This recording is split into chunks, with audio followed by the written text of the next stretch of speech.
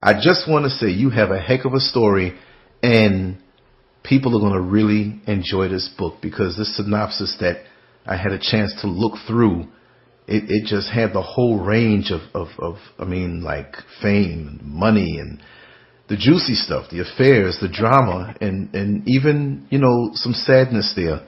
And all I have to say is you got to be one tough cookie, seriously, to have gone through what you've gone through, and to still be standing and to look so beautiful and to be so beautiful inside and out. There's no one word or one sentence I could just come up with, or this is a story that we just can't get through in 5 minutes. Of course not. I don't know where I should start. I mean, I just want to ask you, let me just start from your childhood, sweetheart. Let me, you know, you had a childhood that, you know, you said you always knew that you were destined for greatness, you know, and you had a unique purpose in life, but you had some obstacles from inside the womb. Even from then, it was a blessing, but some things had tried to snuff you out from then. Tell me about that. Well, my dad, who I didn't know until actually I was 10, but in the womb he beat mom, and my mother was the only girl to her father, and you know how fathers are, they go cuckoo, ballistic when it comes to their daughter being hit, and so that's what happened. My dad had hit her, and the sick part was he took her to my grandfather's house and she ran into a door, which was ridiculous, and she jumped in front of a sawed-off shotgun, and it didn't go off, so I'm here. Amazing. Well, thank God that it didn't go off, because it shows you had a purpose in this life, and you know, whatever God's will is, it is. But that should tell you right there that, you know, you have some protection over your head. Did you ever feel that, you know, as you went through life, that protection left you at certain points? No, it never left me. I left it. It never left me, because even in some more of my childhood where some interesting things happened, because my grandfather was a pastor and he did some really horrible things to two of my older sisters. Mm-hmm. But I too was there. Right. And I missed the bullet, to say the least. You know, there was molestation involved, and I was 7 or 8, and he didn't bother me. But whatever happened, and I don't remember it. Right. I know that my gut said something was wrong. It wasn't right. Right. And so when he would come back to get us, I would always hide, because I was teeny weeny. I was this skinny girl, and I would jump into the clothes bag, the dirty clothes bag, and hide. Wow. And my mom would get pissed. She was like, "Where is she?" But they never knew that I was hiding in the clothes basket. And I was so tiny you couldn't find me. And he only had so much time before he would leave, which was great. And so right there, I was being protected. It was something that happened, and as a kid, I remember in my gut that there was a bad feeling. And I was protected because it didn't happen to me. And then whatever it was that was happening, I kept hiding from him. So I don't recall going there anymore. Not me, but my other 2 sisters were put through some trauma and went. Yeah, but I did not. So, yeah. But as you asked me, no, the protection has never left me. I left it. Well, looking back, when do you feel, and we don't want to jump around too much, I mean, maybe we can, this is a free-flowing conversation, when do you feel that you left it? At what point in your life? And we'll come back and move up chronologically.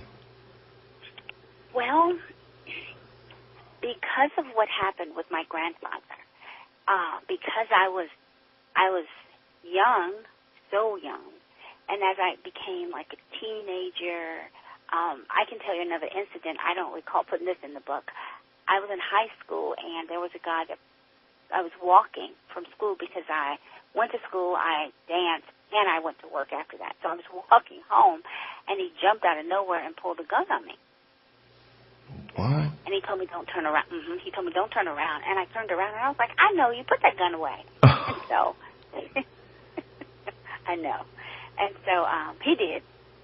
And he said, stop being out in these streets like this. I said, well, stop trying to hurt people. Cut it out. And it really didn't faze me until I got home and thought, oh, my goodness, I could have been dead. So that was another time I was protected. And people probably say I was just careless, but I always was like a dun dun dun dun dun. You know, just right. I was the same way growing up. Yeah. And you look back and it's like, wait a second, how did I get through that? Yeah. So I left because I started going to church a lot, but I never trusted the pastors. So I put this big wall up. So that would have been the time I think that I was just putting this wall up because I thought all pastors were dirtbags. Some people would say that they are, not the majority. But that's another story. Yeah. Wow. That's amazing. So your childhood had these incidents. How did it have you viewing life? I mean, as you moved into adolescence, was it a gloom? Was it something that you were looking forward to? Was it a swirl of negative and positive? How was your enthusiasm for life? You know, sometimes we have youngsters that, you know, they stick to themselves. They've been through stuff. They're touched in a way where they withdraw. You have other ones who are just so hunky-dory and they don't know what's out there and they run right into the world. How were you when you were ready to kind of venture out as an adolescent before you met your husband? I was a mix between both. I really was, because I was, with everything that had happened, I was still a happy kid. I was a happy girl all the time. I was, I just always felt safe at home. As far as boys were, I didn't trust them unless you were my brother or my uncle. So, you know, but when I was home, I was safe.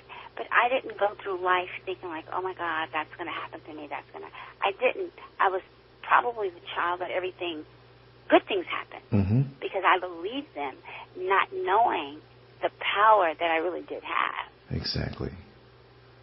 Well, you know what? Hearing your voice and reading a bit of your story, but if I didn't know you, I hear the joy in your voice, and I know you've been through a lot, and I know that, you know, that there may have been times when things were really, really down, but through it all, I mean, on this day in this year, 2014, there's something that comes from your voice that sounds really, really positive and upbeat, and I think your story is going to be an inspiration. Now, let me move a little forward here, and we're going to get to free flow. I'm not going to stick as the chronological thing, but meeting your future husband. What was that like? And tell me a little bit about that and the state of mind that you were in, because women are going to relate to you through this journey. You see? Are you referring to Craig, correct? Yes. Yes. Okay. Had to clarify. Okay. Big leap. Yeah. Well, I didn't think anything of it. I knew Craig. I didn't know Craig. I knew Craig's name. I had a high school boyfriend who had, and I do talk about this in the book, who was his friend, but not friends like buddies. They used to play ball together. Right. And I never met him, you know. And then when I met him, it had been so much time had passed from high school, you know, until he was actually out of college.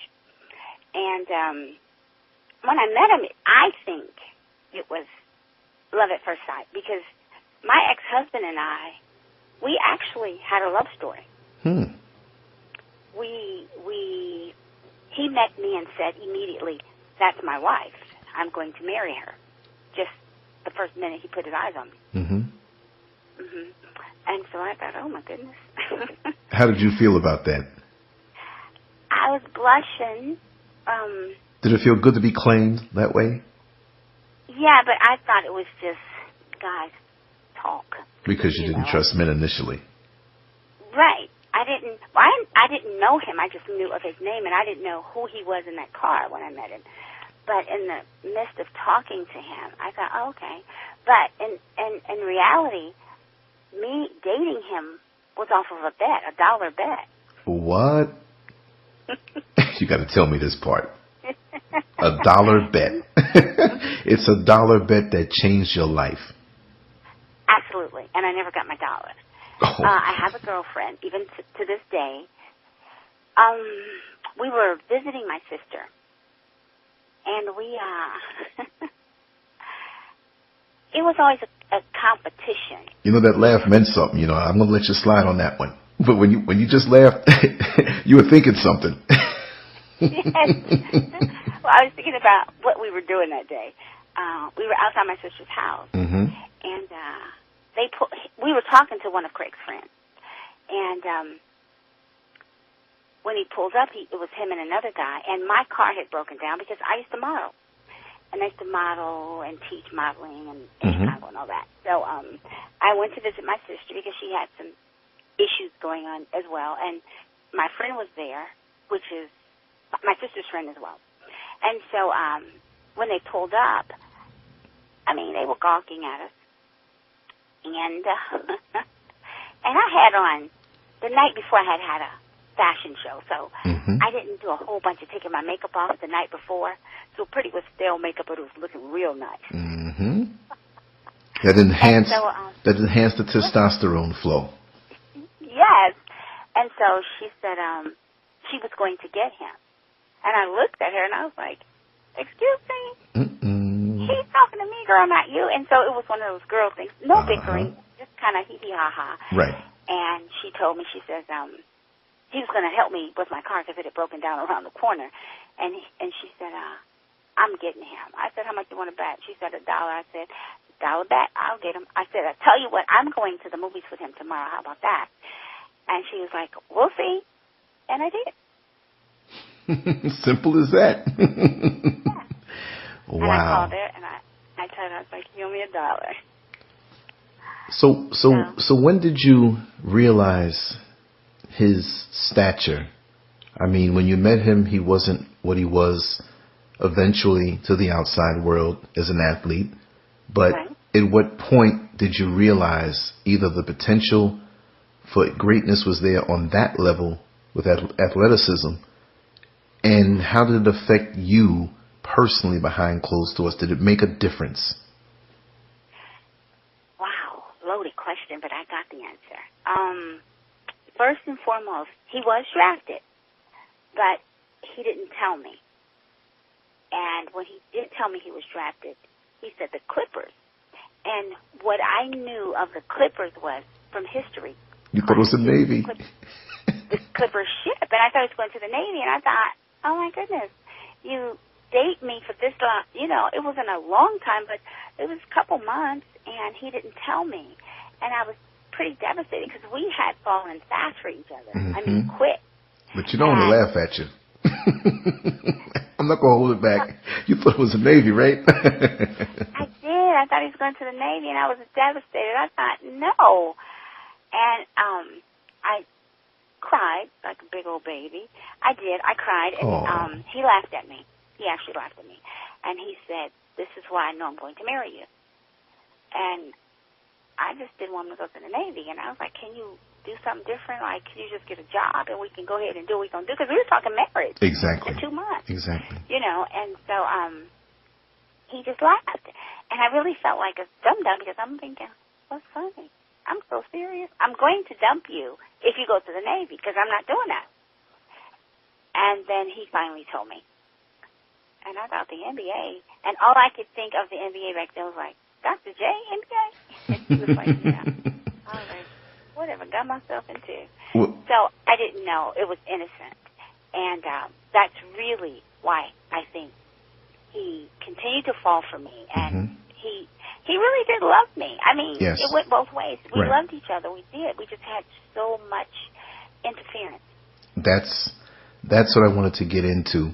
At what point, you know, you had this connection and it was one-on-one and it was so totally focused. At what point did you feel the tug of the outside world because of his career? At what point did you feel those outside forces, those leeches, those women, those greedy people who look for money? At what point did you begin to feel that, and what was it initially when you first thought it? And were you prepared for this, something of this magnitude? No, I was not prepared for this, not even a drop of it. Do you understand? It was so much pain. And again, my grandfather used to call me Smiley, so I smile a lot. And that smile went upside down a lot of days, because when I met his people, the only person that was very, very nice to me was his grandmother, and she's gone now. But and she told him that she loved me and that she accepted me, and if he wanted to marry me. No, she said something like, "That's going to be your wife," or something. But we had already talked about it. Right. But everybody else treated me like awful, and I had never experienced that at all. I didn't meet them right away. Right. So it was like in 2 months, and it went downhill from that. The family. They were overprotective. Well, yeah, but we were young, but we were adults. But we were young and in love and blinded by, Yeah. If I was this age today meeting him and that circumstances, and I had the knowledge that I have today, I'd be like, look, we're going to just be still for a little bit. That's what I would say today.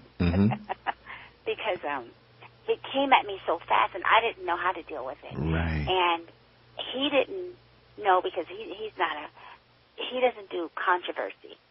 And I kept finding myself biting my tongue, and I thought, how do I do this? But the only thing I can relate it to, where people can really understand it, it was like a soap opera. Where, that's the only place I've ever seen anything happen like that. It was as if I was living in a soap opera. Like, all of a sudden, you hate me, you don't know me. They did every mean thing to me, even lie on me. Oh, no. Yeah. It's in the book. All of this, it's in the book. And it's, I say to young women that are going out, I don't know if they're seeking or they really find a guy that's in sports, basketball, football, whatever it is, the acting world.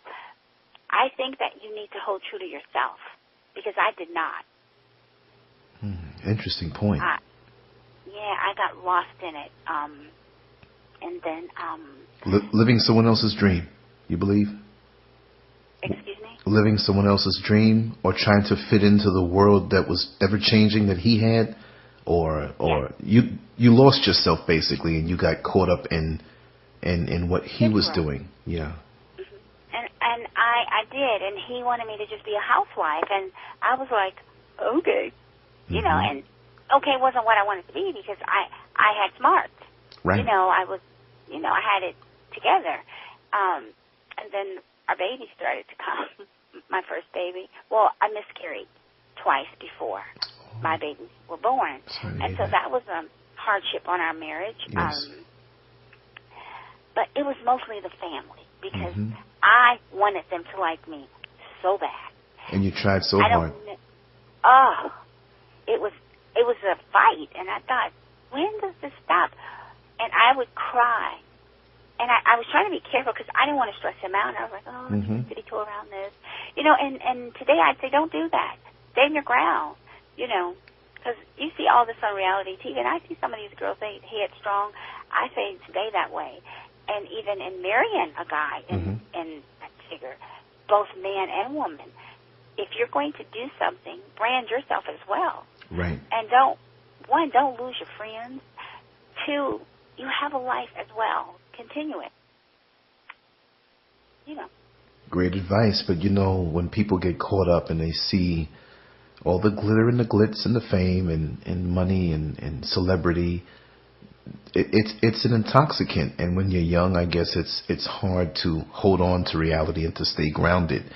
Do you think that his family took you as a threat, thinking that you might want something from him?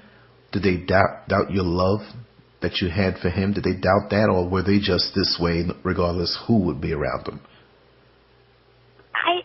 Again, I think it was a little bit of both. It happened so fast.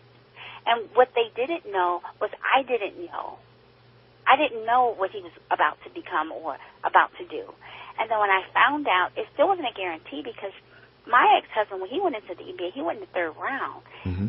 And it was Terry Cummings, him, and another guy.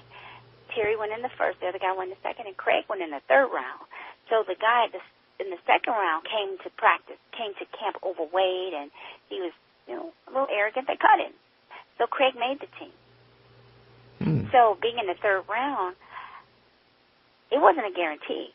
So, he may or may not have had made the team, and he would have just came home and worked the job, which would have been fine with me as well. Right. So they didn't know our relationship. They just thought, go digger. And I worked the job. I've always worked the job. And he didn't have any money when he met me. I had a very good job. Wow. So yeah, they had no reason. They had no reason to not like you. Not that they wanted you for him because of your money or what you were doing, but you were independent and you expressed a sincere desire for him in love. And I don't see what the problem is. So there were dysfunctions going on in his family that I guess when that fateful day on March 3rd, 1983 came, you discovered more. It just continued to happen. But as he got more into his career, what happened with him in his connection with you? Did it get to him? Did it make him big-headed? Did the forces out there of the other women, it's a vicious thing. We see these shows these days, and this thing has always been around. Some of these women are just so relentless, and I would just say you have to really be strong as a man. Where do you think the chinks in his armor were at that point when he began to lose the connection with you? After my child was born, our first son was born, it was because he was ill. And it was something about being in a hospital that turned Craig off. And he shut down, and I had let him know in advance, before there was a baby, if you do this and you become arrogant, I will get rid of you. I will leave you. And I let him know that because I need to trust you, to be with you. And so he became very, very arrogant. But I would say that, and he would be like, I'm not arrogant. So I believed it. I'm not saying that I wasn't a mealy mouse, but the way I was brought up and how a husband and a wife should be, you shut your mouth. And but after my son was born and sick and, I needed a support team because we lived in San Diego at the time because he was with the Clippers. That was, of course, before they moved to L.A. But he was not there. And I was so far away from my mama and my family, I had nobody. No support system. Right, none. And so it was me and my baby. And my baby needed me, and I was there, and period. Nothing else mattered. And I guess a phone call, it doesn't cut it when you really need somebody there with you in your world when you're used to being close-knit. And you're uprooted now, and now you're somewhere else and alone. That has got to be like one of the most loneliest feelings. And you have your baby, and you want to have that support, and then all of this stuff is going on. Amazing. My baby was in the hospital, and I just slept there every day until he was out. But in between there, I'll send you a book, but, in between there were some things that went on, and I thought, I don't care. It doesn't matter. And even then, I'll tell you, Lance, the biggest thing in Craig and I life was we didn't have God. We weren't equally yoked. Yes. And today I know because I'm older. Right. You live and you learn. He wanted to be Muslim. I wasn't having any part of it because I was brought up Christian. And I didn't have a base. I didn't know. I didn't think, let me say that. I didn't think to get on my knees and say, God, I need your help. I didn't say that. until my son almost died. Mm. Then that protection came back. Okay. And you knew you had to maintain that connection. You knew that you walked away from it and how bare and defenseless you were. And so that had to give you some type of strength at that point. And how did you now confront the infidelities in the family and how they treated you and how they continued to meddle in your business after you got this strength? What changed within you toward them and your ex-husband? Well, I became cold. I didn't care. I cared about my babies. Right. And then I had another one coming. Mm-hmm. Let me be real frank with you. Yeah. It became, I didn't marry my ex-husband for money. Right. It became a payday for me. I thought, you know what? I'm not going anywhere. I'm not divorcing you. Right. So deal with us. But the other side of me was like, this is your family. Fight. So I kept fighting, but I still had to have the shield up because he would not protect us from his family. See that?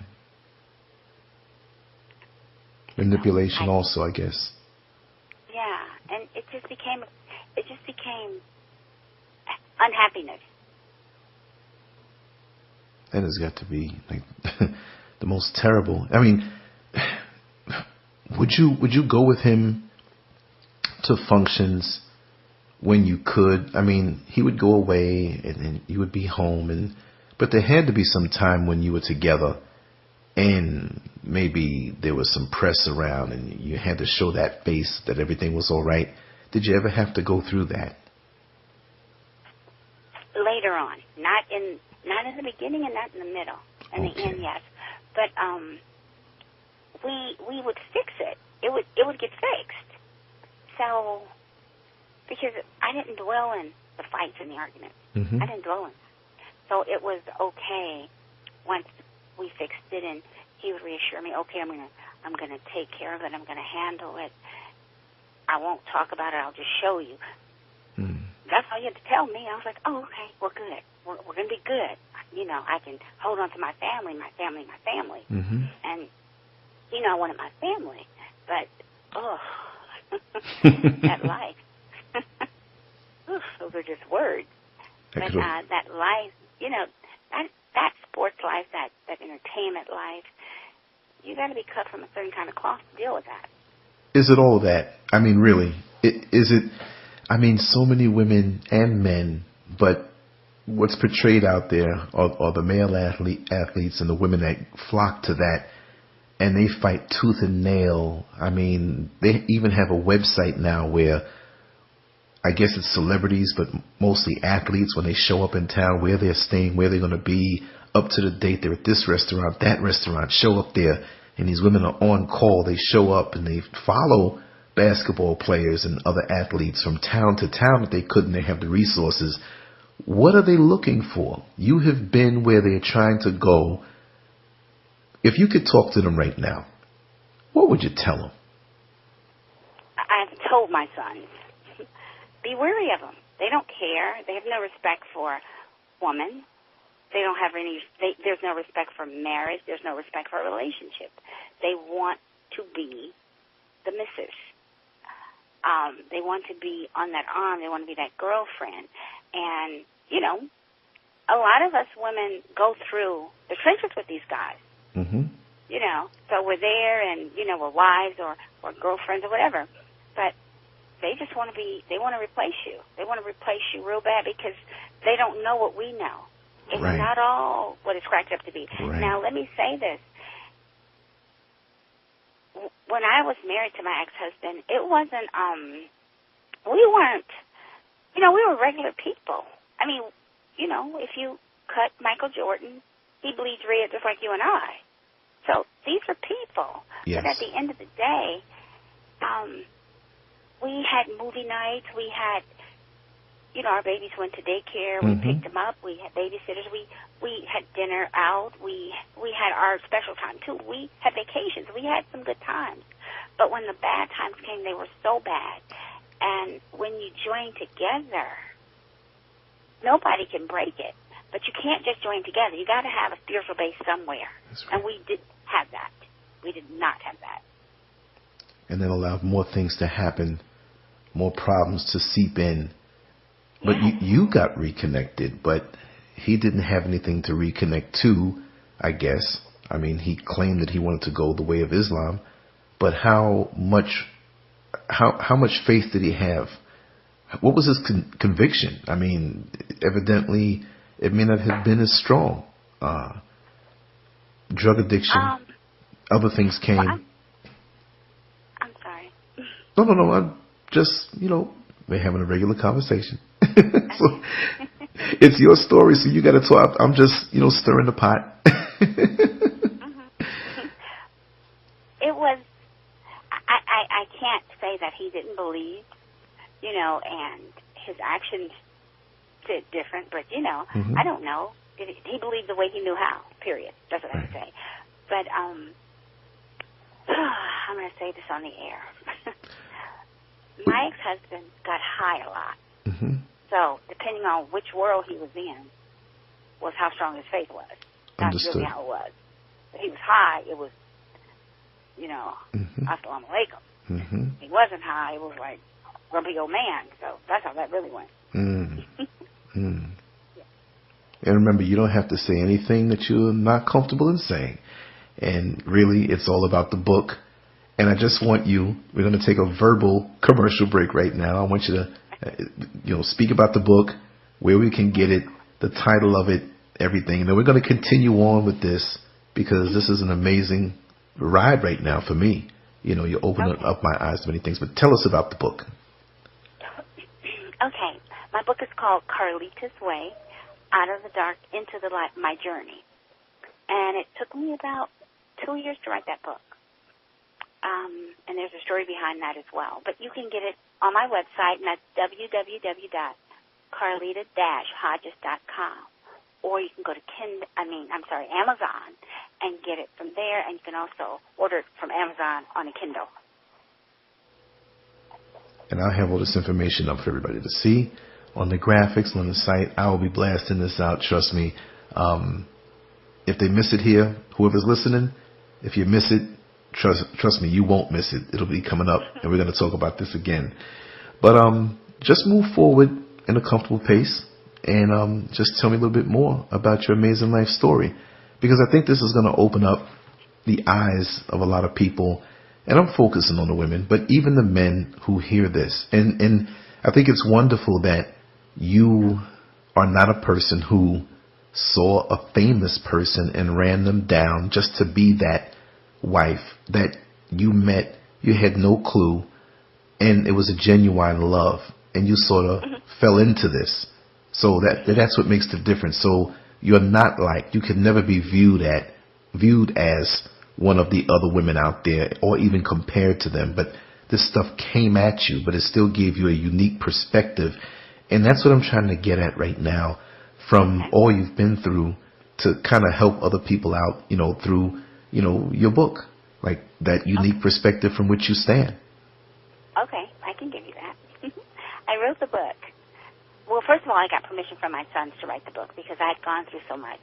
And I'm not sure if you know that I was named and had this title for 20-plus years as the craziest sports wife in the world. Yeah. Okay. The worst or craziest sports wife in the world. I had that title. I didn't know it for a while, but I was like, whoa. And so there's some things that took place in my relationship with my ex-husband. They said I tried to kill him. I tried to burn him up and all those things. Now, let me say this. I did throw some gasoline on him because I was hurting. He had done some things to me that was just not acceptable. It was enough, and I was full. Right. Because throughout this relationship, it was up, down, up, down. In the book itself, you'll laugh, you'll cry, you'll cry, you'll laugh. And when I was writing the book, I said, if I touch one person, I've won. Exactly. If I can help one person know that, if you just keep focused and get up after you fall down, brush yourself off and go again, you'll be okay. And it's okay because it's called life. You fall down, you get up, you fall down, you get up. But you have to know how to walk away from stuff that's not beneficial or healthy for you. Indeed. You know, and my marriage, I was scared. I was terrified to get out of that because I had 2 kids and I hadn't worked in years. And my youngest son has cancer, and they told me he wouldn't live to be 5, and he was 3. And today I'm very blessed because he's 30. Yes. So, thank God. yeah. And, yes. And so, with all that being said, I went through a lot with my ex-husband and his family. And then I didn't write the book to say that Craig was a monster. I didn't do that. Right. Because I told my dirt, too, because believe me, I am no Mother Teresa. And I cheated, just like he did. But he kept cheating and kept cheating. And I thought, you know what? But none of this all, sweetheart. I just want to say that none of this all. I'm not here to judge you because I've not been perfect in my life either. People are like, okay, you're lucky to still be alive. So you're here and you have a purpose and you came out of that. And we're still a work in progress. So understand, I'm not going to sit here and, you know, but whatever you're willing to reveal, trust me, please do. You know, people want to hear juicy stuff. We know that your life is much more than that. And I do respect the fact that you have family. Who wants to really linger on that? But those things happen. But when it comes down to that, you know, inquiring minds out there want to know. Uh-huh. And, you know, R. Kelly now is a famous person. And let's go there. As much as you're willing to tell, because it's all in the book, and I encourage everybody, buy the book. You know, I'm not going to make you squeeze everything out. We're not going to squeeze all of the ketchup out of the squeezable tube. Okay, we're going to leave a little toothpaste inside there. You know, they're going to have to buy the book for the rest. But I want to touch on things as much, and I'll let you begin and end, and we'll go there and tip tap and be on out of that. Okay. What do you want to know? Well, you know, this. Woo! I mean, if I could open up lines, people would ask all kind of things, and there are things you know that you will know, and you're not going to tell because you know there's certain things. People are so graphic. I won't go there, but people are going to want to hear something spicy, and people are people. R. Kelly's a human being. You're a human being. You know, I've been in situations where I've went the affair route in the past, and the people in the past are going to call me up and say, was it me you had an affair on? You know, so I know you have to be careful and stuff like that, but you are in a position and people will identify with you. But with the affairs, okay, and I say plural, not to say that it was one person or a bunch of people. I'm not even asking that. How were you set up? Was it where you were fed up with the affairs of your ex-husband and you were left vulnerable and you said, well, I need comfort? Because most women don't think about affair and the whole graphic sexual thing. This is what outsiders start to think. But affairs usually start from talking and a need to be comforted, and a void is there. Look, you can walk past all the wonderful restaurants in the world, but if your stomach is full, you'll look and you'll keep stepping. But there had to be a void in your life.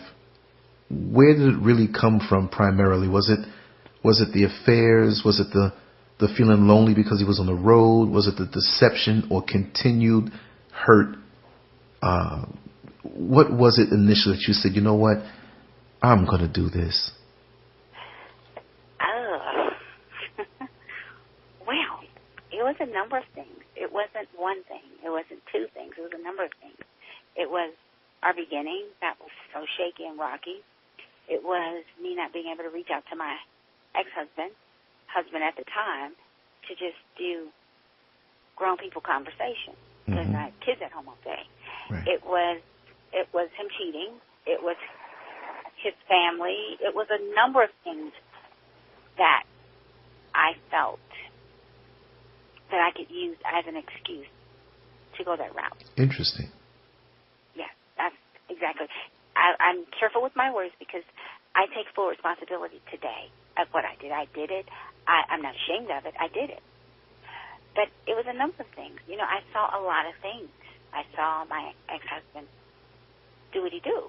I saw a lot, you know, and instead of me cheating, I should have packed my bags and left and divorced him. But that was easy. Because he You know, did have an advanced sexual appetite. I picked up on that. Yeah. So, yeah, it really is, man. Way past my brain. Mm-hmm. But yeah, and so I found comfort, and Robert, it was a project that I was forced into. Not, I didn't want to do it, but it was like, oh, Carlita, you can do it, you can do it, you can do it. And I'm thinking, okay, whatever. Mm-hmm. So again, Robert Kelly is not the R. Kelly that I know today. So, yes. you know, he wasn't that person. Right. He was very humble, very kind, very compassionate. And it was an ear and a shoulder all at the same time. And it was what I thought, oh my God, this feels good. This feels good. Mm-hmm. And I'm talking the friendship. Right. Take your time. Pick your words carefully. Yes. And so, you know, it felt good, and then it started to feel right. And I let my guards down. And there was an attraction that, because we were around these other soulmates, that happened, and I went for it. And I have no regrets. You know, a lot of people don't know that I was on that end of, you know, the R. Kelly. I was very, very, very instrumental in the beginning of his career. Yes. He owes me money to this day. And hasn't paid you back. No, he won't. He won't never pay me back. But I'll let that go. That's strange. That's not right. Number one, and He's a that's different kind of person today. Yeah, that's strange. That's very strange. But then again, that word strange has been associated with him in the past for other things. So, on that note, without having to go there, I'll just ask this. The R. Kelly that is known for having offbeat desires or offbeat inclinations when it comes to his personal taste, was there a hint of that may not have manifested fully in the time when he was just the regular Robert Kelly, but is there something that you can look back on in your connection to him in that way that you would say that trajectory did not surprise me? Or is that a completely different person from the one you've known in that manner? That's as decent as I could say it. I got it completely. Okay. No, there's nothing that I could say that, wow, he did that and I should have known. Never. When these allegations came out about him and all these other things came out about him, right. and then the tape came out, I was like, oh my goodness, who is he today? So, you know, no, not one thing that I could ever recall that he did out of pocket that would make me be like, oh yeah, I expected that of him. Not even his arrogance today. Women are very perceptive, and I know you are, and that's why I trusted in that to ask you that question that way. But it isn't amazing how I asked you that question without getting grimy? And that's the way you do things. And I like it. And your answer just covered everything. So this present manifestation of R. Kelly is something that developed along the way. That's a heck of a character reference, whether it's good or bad. But from your positioning, that's something that unique that you can offer that many people in his life could not offer. It gives a well-rounded view, and it also shows me that no matter what your endeavor in the world of entertainment, whether it's athletics or being an entertainer, that you can pick up some things along the way, along that road of fame that you didn't have before. That was a theory of mine, but you just proved it just now. Exactly. That happened to my ex-husband. That happened. It's, well, for sports, and I can talk about sports because that's where I was in. Yes. They don't hear their name enough. They don't hear their name. When summer months come, when the season is over, they don't hear their names. So it's almost like a kid. You give a child all this candy from day 1 to 10 years old. Mm-hmm. And at 10 years old, you say, I'm cutting you off. And that kid's going to freak out because this kid is used to having all this. So that's what it's like. That's what it was like for me. He learned some behavior, my ex-husband. Mm-hmm. And again, and I'm not beating up on the women that are groupies or just, trying to get paid or whatever they do. Right. They throw themselves at these men, and it's so much temptation. And I don't think that men in the NBA should ever be married. That's just my thought. I thought that a long time ago. Yeah.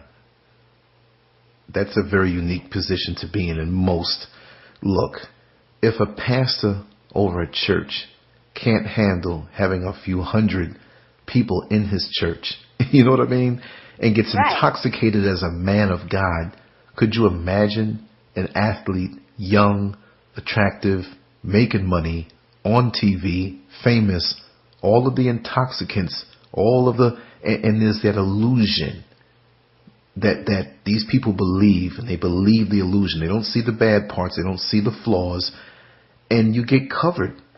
Your flaws get covered, and only when you're on the inside where you were would you see this. Wow. Have you ever been confronted by a groupie or someone he was having an affair with?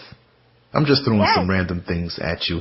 And what was their arrogance based on? You were his wife. How were they coming at you? And I was pregnant. With a big old belly. I remember the proof is in the pudding.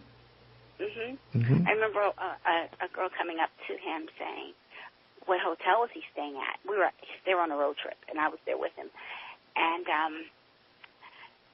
he said, "Excuse me, my wife is here." And she said, "Ann?" I was like, "Oh." And because I'm sassy, I said, "Girl, go home. You can get him on the next road trip. I won't be here." Oh, my God. And walked away. Yeah, she didn't care. They don't care. She didn't care. This was somebody who evidently he had dealt with before.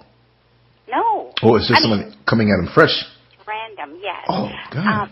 Another time was when he was traded to Phoenix. Me and the boys went out, and he had gone to practice, and there was a girl continuing to call the room, but she didn't know he was married because he never told her.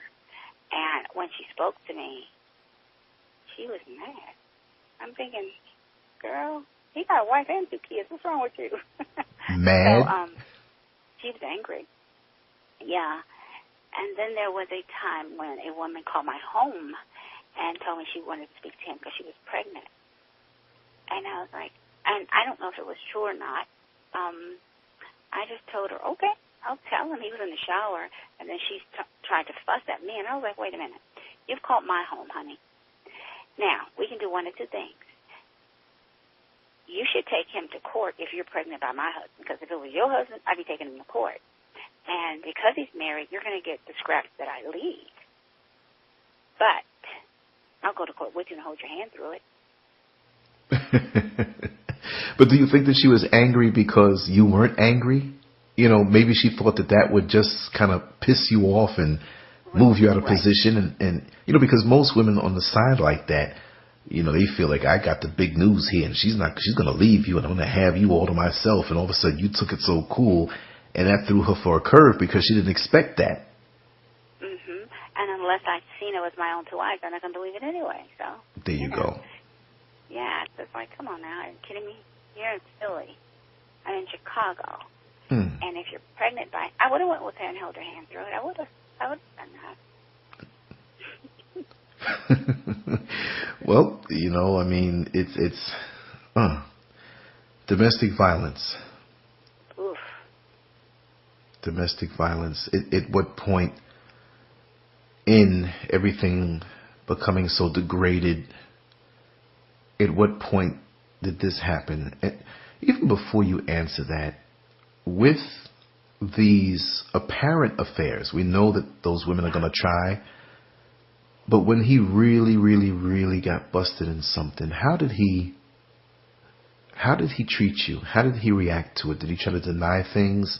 There's always that first one time with the affairs and with the domestic violence in your own words, I just want you to kind of maybe go back on that as much as you could and as much as you're willing to tell. Okay, well, the first time was in Phoenix. Well, no, the first time was before we got married, was the mental abuse started. And my domestic violence was mostly mental abuse. We did hit here and there, but I am that girl that if you hit me, I'm hitting you back. I don't care if you beat the hell out of me. I'm hitting you back. So that's that.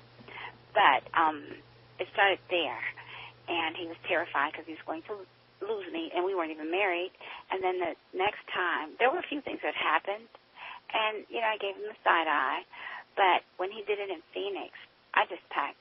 I took him to the airport that next morning, and then I drove the car to another area to park it, and then I left too. He didn't know. I just left because I'd had enough. We didn't divorce, and we even got back together after that. But at that point, I had had enough because here my baby was sick, and I didn't want to do the cheating and everything. And then, you know, and then I had a sick kid. I had to just say, this kid wins over this craziness, so I'm going home to my mama. Yeah. And I did that. Yeah.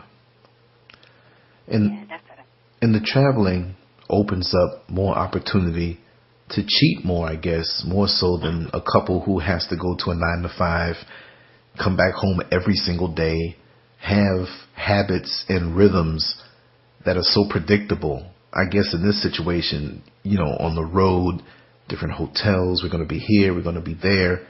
I guess it opens up a lot of opportunities. And all I could say is, thank God the internet wasn't around at that time the way it is now. Because I think that accelerates so much decadence and infidelity and meet me here, I'll be in this city, and a text or a message or an email or it. How do you feel about that? Technology. I think technology is crazy. I mean, it's good. It's a curse and a joy. It's both because now we can't do without it. But then we didn't have it back then, like it is today.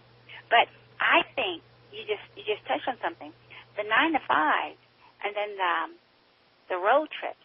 I think that it's easier to have an affair when you have 9-to-5 because you can get to see the person all the time, but you can get caught easier too.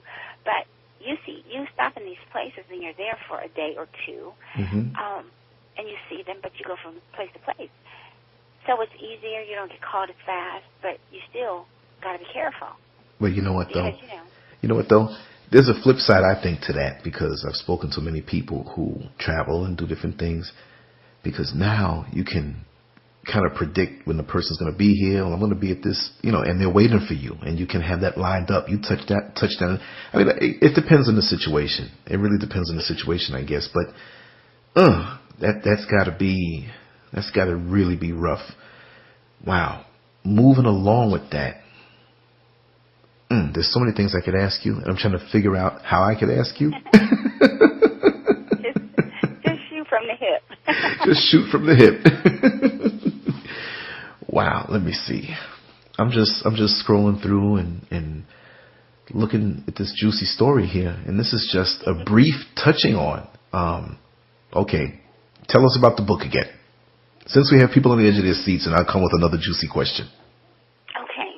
The book is called Carlita's Way, Out of the Dark into the Light, My Journey. And you can get it on my website, which is www.carlita-hodges.com. You can get it on Amazon, and you can also get the Kindle from Amazon.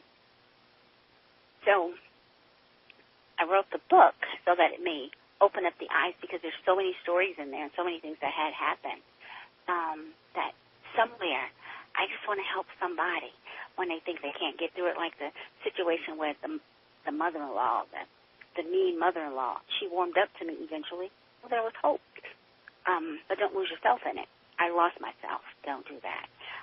My children, you have to be strong because once you give birth to a child, they need you. So I had to strengthen up and put my big girl panties on and grow up. Your big girl panties. Yes, and just grow up.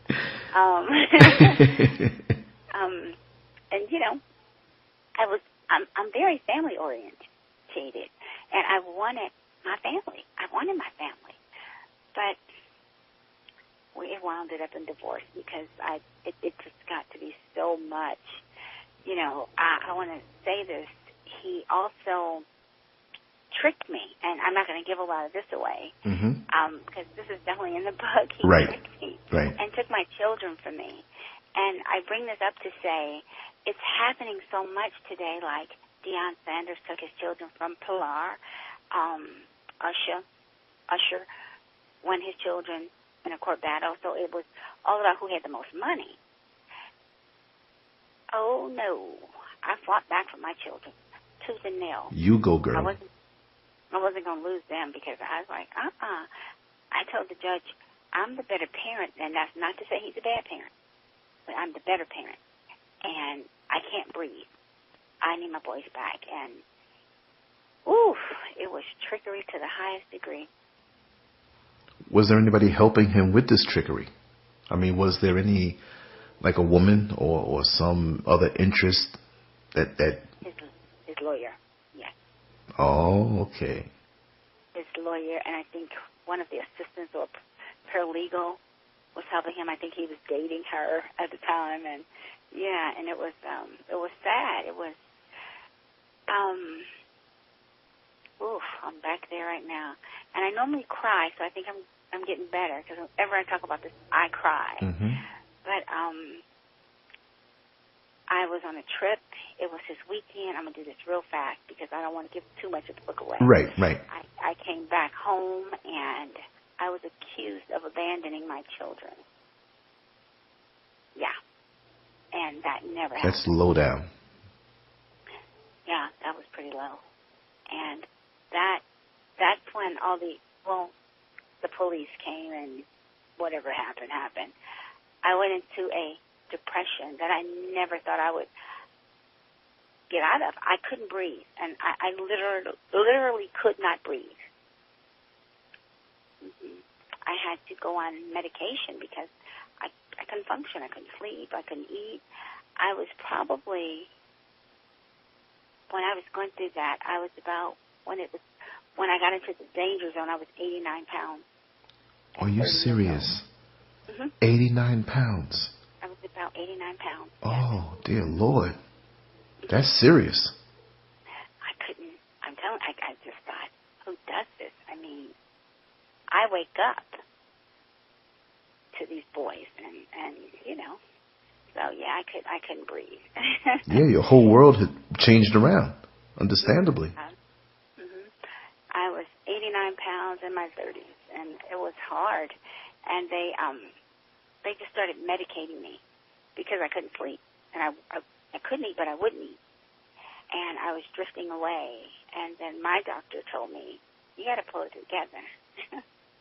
And so then the other incident happened because I was tired, and I just thought, how do I fight to win? Because I'm fighting to lose.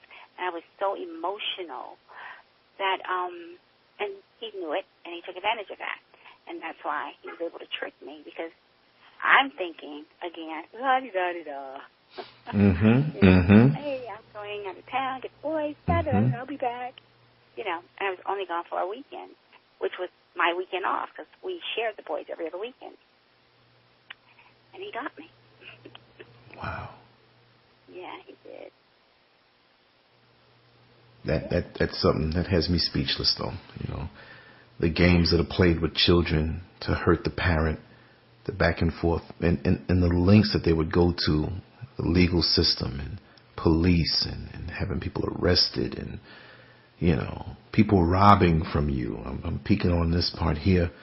And, the things you have to find out and realize that family members or, in-laws, and they scheme on you. And it's just, and I identify with you a lot because I had been through many of the things, not all, but many of the things that you've gone through. But with yourself, I guess it's on an amplified level. It's a more visible level. And it's got to be painful. And then for them to label you as crazy, we all do things. And I've been labeled crazy also. So I guess we're two crazy people talking on the phone right now. But that's okay because it's a matter of people don't know the full story, and they will take a snippet. They can soundbite you. They can see one little part of something and all of a sudden label you. But we all have been to that place where we appear to be crazy. You are not crazy. You know, you have a story. You have a reason for everything that you've done.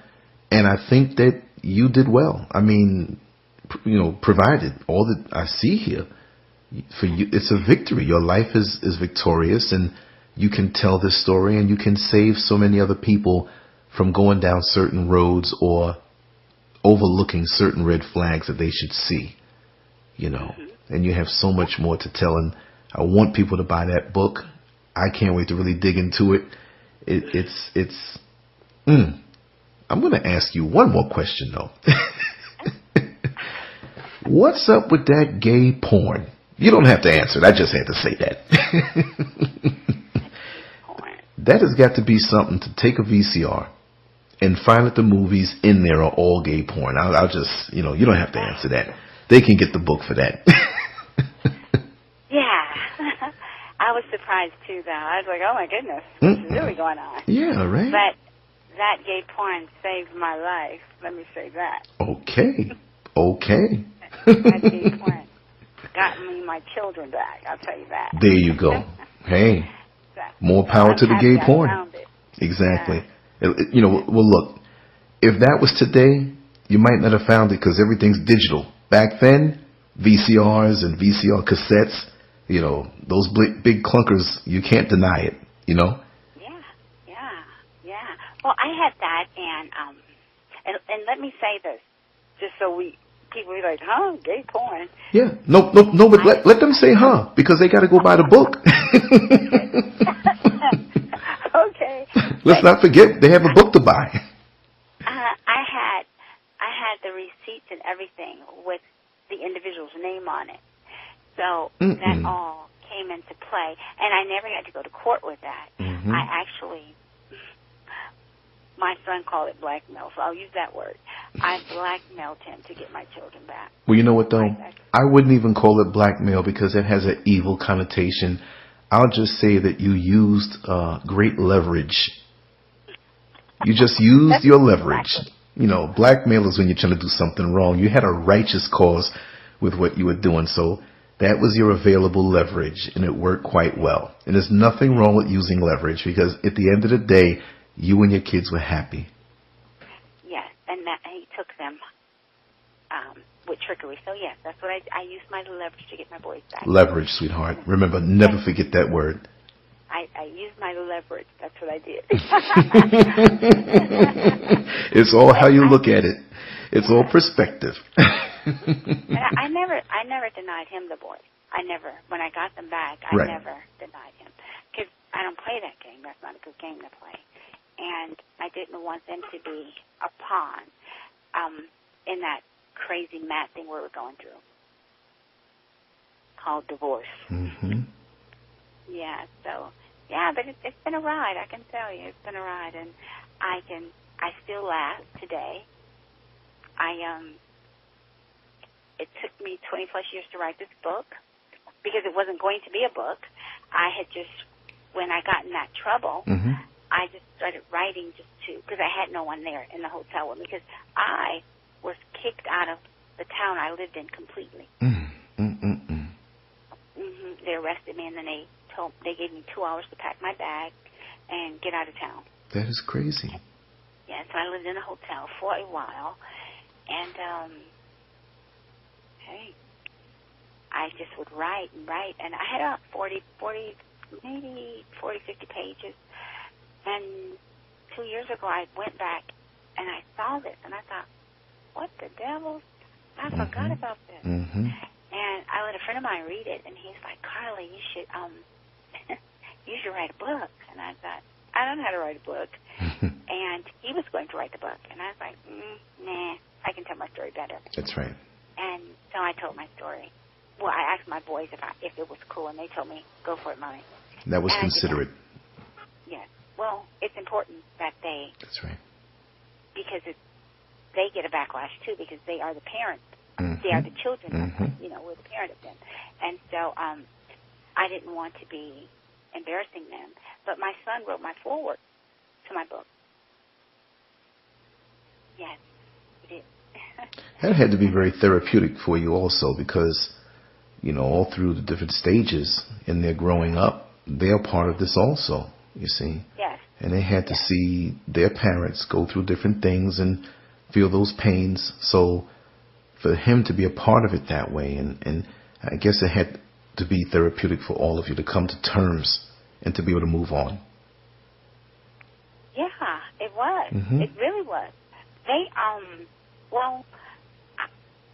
both my boys have the book, and they have not read the whole book, either one. Mm-hmm. They read their chapters. Right. And, but they know the story. Mm-hmm. But in writing my book, I cried a lot. And I drank a lot of wine. I did that. Well, you're honest. Yeah, I had to drink a lot of wine because there was a chapter, Pain. the chapter that I lost my children. I couldn't get through it. I'd cry and cry and cry. But at the end of the day, I'm happy today. I do have a little girl now. She's 7. And so that was another part of my journey. Congratulations. Thank you. And my story ends with her, and through her, Mm-hmm. there was a story with that. You know, I was actually 46 when I had her. Amazing. That doesn't normally happen. I and know. So, you're blessed. Yeah. And so I was like, oh my goodness, my son is 21 years old. What am I doing? What am I doing? I was free. But you know what? You know? From what I'm seeing here, it's almost where you were given a fresh start to be able to have a beautiful child without all of that rocky road that you went through before, which it made you to be the person that you are now. But it's almost like a second chance of sorts to say, hey, I can just focus in. I'm so much wiser now, and I'm going to do it this way, you know, and have a lot more control and derive more satisfaction where you couldn't, where you wanted to before, but you weren't able to because of all the entities and secret agendas around you at the time. Yes, exactly. But she's opened up that for me. But my creative juices started to flow when I had this little girl. I didn't know, one, I could write a book. 2, not only did I write a book, I've written, I'm trying to sell now 2 sitcoms that I've written. Mm-hmm. And one is called Me Plus One Starting Over, and it's about my life with her. Mm-hmm. And it's a comedy drama. Really, the content is good. I think it's something that should be on TV, Mm-hmm.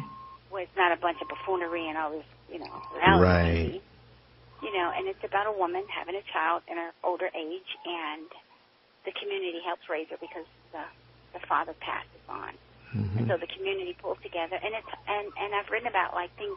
Some of the episodes are like what women of older ages go through when you're not married, you're dating, which is very difficult. Mm-hmm. Some of the issues that women have, and just relationships where community helped raise that baby and keep that baby right and keep that mom on track who had no idea that there was going to be a baby, 1, Right. 2, and then she's raising this baby by herself. So it's a comedy drama, and the biggest part that I found out when I wrote it, that we always think as adults that we're teaching these children. My daughter has taught me so much in the last 7 years. It's amazing. So I wrote it like that. And you see, that in itself is teaching. You know, when we write and when we create, whether it's a movie or a play, we need to have the answers inside the situation to show people who are being entertained at the same time the way out of a situation or the way to handle it. Use it as a teaching tool, because you can entertain and have the laughter, but also, you see, what you said was very important, the community pull together. And we don't have that as much. You know, we pick up for what's lacking there, and we have a support system, but these days the family's being destroyed so much. The institution family is going the way of the dinosaur now, and everything is so fragmented. But even if the nuclear family doesn't exist anymore, if we had community and got in where we fit in, you know, like an old Tetris game, you know, we would still be all right. Right, exactly. Instead of the crab in the barrel. There you go. You know? There you go. Yeah, absolutely. So, yeah, so my daughter has opened a whole new side of me up. We're doing the screenplay to this book, because we plan to put it on the big screen.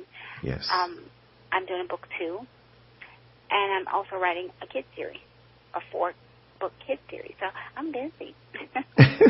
But you see, you're victorious. And this is what I want so many people to know, but especially women who have gone through things. Because in what I do in social media and on the internet, you know, a lot comes my way. Questions sometimes, and I don't know every answer, but sometimes they want my opinion and want advice. And I always tell people to keep their head up and to keep in the fight. You know, when a storm is over your head, you know, from across town, you know, someone else may say, look, the clouds are across town. There's a storm going on over there. But when the storm's over your head, it looks like your whole world is storming. And you can't give up on the fact that behind those clouds, the sun still exists and shines bright. You see? And too many of us believe those clouds, and we give up on the sun that eventually is going to show. You see? Yes. Well, my thing was this, because I kept a smile, and a lot of times when I was going through a lot of this, people didn't know, because I danced in my rain. I danced. And I call me smiling my dancing, because if you can dance in the rain, you can get to the other side of it. And that pretty much would help me. And a lot of prayer. A lot of prayer. Staying connected. Yes. And that's key. That is key. And that's when I just had to sit down and be like, I screamed it. God, I need you. I mean, I am lost and I'm broken. I am broken. And today I can say I am good. Yeah, you sound, you know, of course you sound well, but in your spirit, using my third eye, using my spirit, I can feel your enthusiasm and how healthy you are, how vibrant you are in your spirit. And I just want people who are listening to understand that you went through a lot. You went through a lot. I mean, just this brief synopsis that I'm looking at is like, that is so jam-packed. You know, that's not only like a good movie, but that's a mini-series. Come on now. All of these different, and I'm not making fun of you now. I'm just saying that, you know, for you to be here in one piece and for you to be smiling, to have your new child, to be doing so many projects with all this enthusiasm, it's so much coming out of you, and it's filling the cracks and the little voids, even though we know God in your life has done that for you already. But to realize and know your worth, and again, we're not demonizing your ex-husband, you know, we're not demonizing you, but you can come out of things, and there's life after this life, meaning that in whatever life you have, you see, there's that next life, meaning that 2 years from now, 3 years from now, 10 years from now, look how many years ago that was, and you're living a new, enthusiastic life. So don't think that the present reality is going to be like that forever. Exactly. There's a thing, because I've gone through what I've gone through, and I started practicing Buddhism.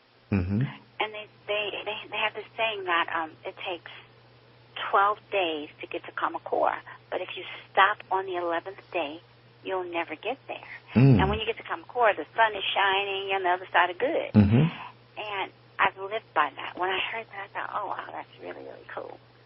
And so my thing, not just to women, but to men too, like with the domestic violence, you know, first of all, if you're getting hit, leave. Right. Just leave. Because if they do it once, they'll do it again. Don't believe it if they say, oh, I love you, because love don't hurt, period. It just doesn't. But just live your best life. I mean, I don't know. I'm jumping for joy inside. I mean, if you could open up my skin and see my blood and the cells are dancing every day, then I wake up. because I got another opportunity. I got another opportunity to do it all. I mean, I never knew I could write. I never in my life. I mean, I was a good student, don't get me wrong, but I never thought I'd write a book or a sitcom and a movie. And, you know, my teaching was for my children.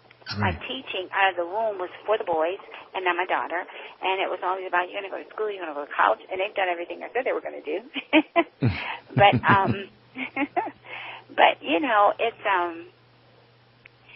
just okay, and it's not predicated on that person doesn't like me, and I don't have to cry today. You know, in the book it talks about I got robbed twice, and I blamed my ex-husband. But because I am who I am, and again, I'm not a saint, but I had to apologize to him. That was the hardest thing I had to do. And I thought, oh my goodness, I kept accusing this man, but I want to do the right thing first and foremost, so that I sleep properly at night. For me, not for the next person, but for me. And today, if I knew what I knew back then, I would have branded myself. I would have did some more things. I modeled, you know, I did charity work. I did all that kind of stuff. But I did it empty. I did it just because it was something to do, something to get me out the house. You know, I took the boys to feed some of the homeless at the holidays. I did it honestly. I did it probably for show. Today, when I do that today, I actually give that food with love coming from me, you know, and that it nourishes their body, and that the next meal they get, these people could find a home. You know, because if I had it my way, there would never be a homeless person in the world. Exactly. You know?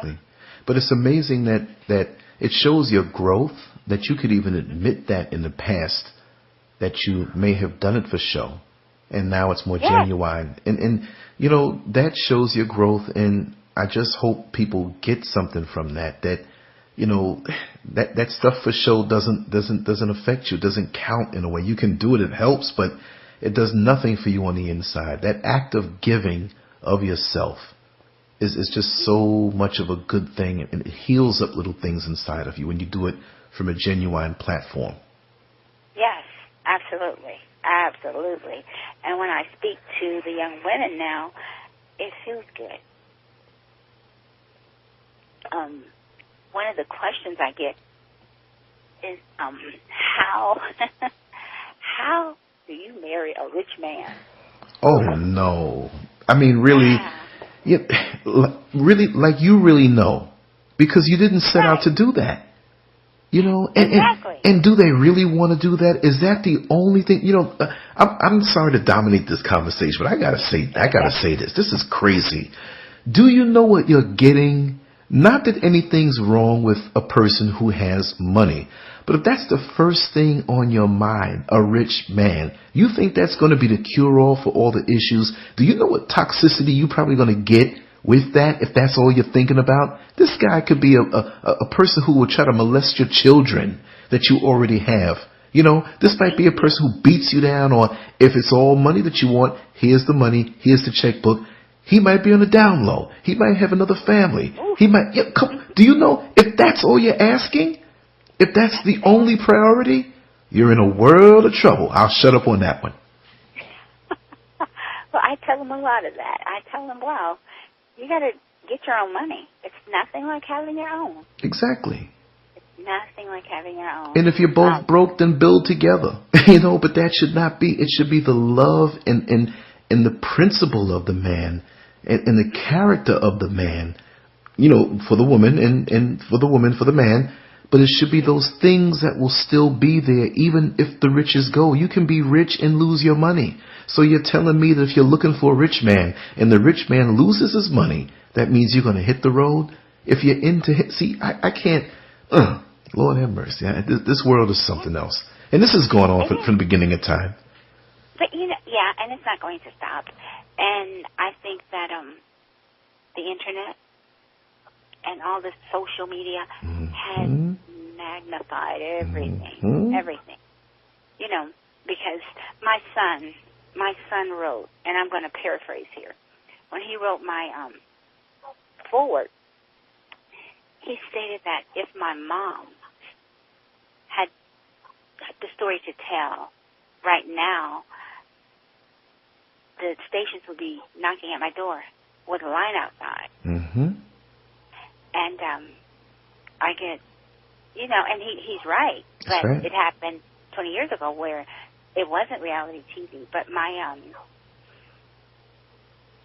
so that was that. But, you know, with everything that's going on today, you know, reality TV, and I must say that's my guilty pleasure as well. But I watch it so that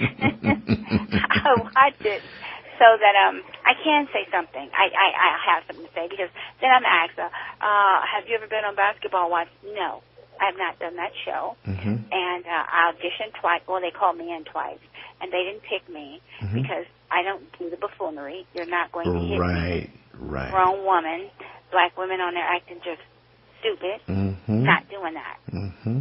You know, we're not going to do that. We're just not going to do that. And so that's pretty much why I didn't get on the show, because that's not acceptable for me.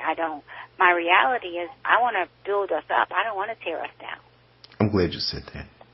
Continue. Yeah, I don't. Yeah. Yeah. I'm not going, I mean, man or woman, black or white, I don't care. Right. I don't want to bring you down. You know, we got to stand together. That's how we win. Mm-hmm. You know, so yeah, they didn't pick me because I evidently was boring, because I'm not going to do the hitting and the name calling and the crazy. But I have plenty. You know, I have plenty. I'm fun. It's you know, but I was like, hey, your loss, not mine. And I'm still busy. I'm still doing my thing. And there are people out there who believe that is reality. They forget that there's a few cameras right up in these people's faces.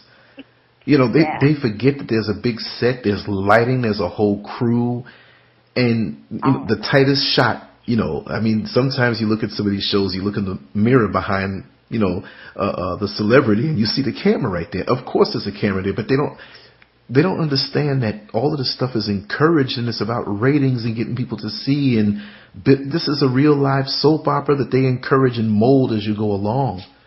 You know, and you have to fit the mold of what they want. If you went in there, like you said, with the buffoonery and acting ignorant, ready to be violent and foul-mouthed, and anybody could act that way, but when you come away from it, that's what they're going to know you as, the whole world seeing you as, and then they'll dig up stuff, and TMZ will be your constant companion. World Star, hip-hop, everywhere else. And, yeah, money would be thrown at you, but you'd have no dignity. Your children would be embarrassed. You'd have nothing. It would chew you up and spit you out. How would you feel then? Money, lost again, broken again. I can't afford it. I can't afford to allow that to break me again, because that's where you wind up, broken and probably back at the welfare line. You know, and they'd report on that. And they would report on that and show you downtrodden and show you beat down and go, well, you know, true Hollywood story type thing. You know, I never want to go and be a star. You know, they say, well, you know, one day you're going to be, no, I don't want to be on that, because that's always something bad. You know, no way. Chew you up and spit you out. They care nothing about you. They snatch your soul, take your dignity, take your life just for their entertainment, build you up to rip you down. I never wanted that. You know, never. Only to do it to the next person when they run you over with a bus. Yes. Yeah, that's exactly how it happens. Yes. But my goal is to, when we go into production with my movie and the sitcom, my goal is to employ people. There you go. You know, employ them. And for those that don't have the training, let's do some on-the-job training, because what could it hurt? What could it hurt? Exactly. Get a few people that really know what they're doing, and then let's train the rest. That's my goal, is to employ people. Well, when you get to that point, because I have complete faith in you, 407-924-8793. Don't forget my number. I can still learn a whole lot at 51 years old. I'm getting sick and tired of driving this bus, but no, I'm just playing. Okay.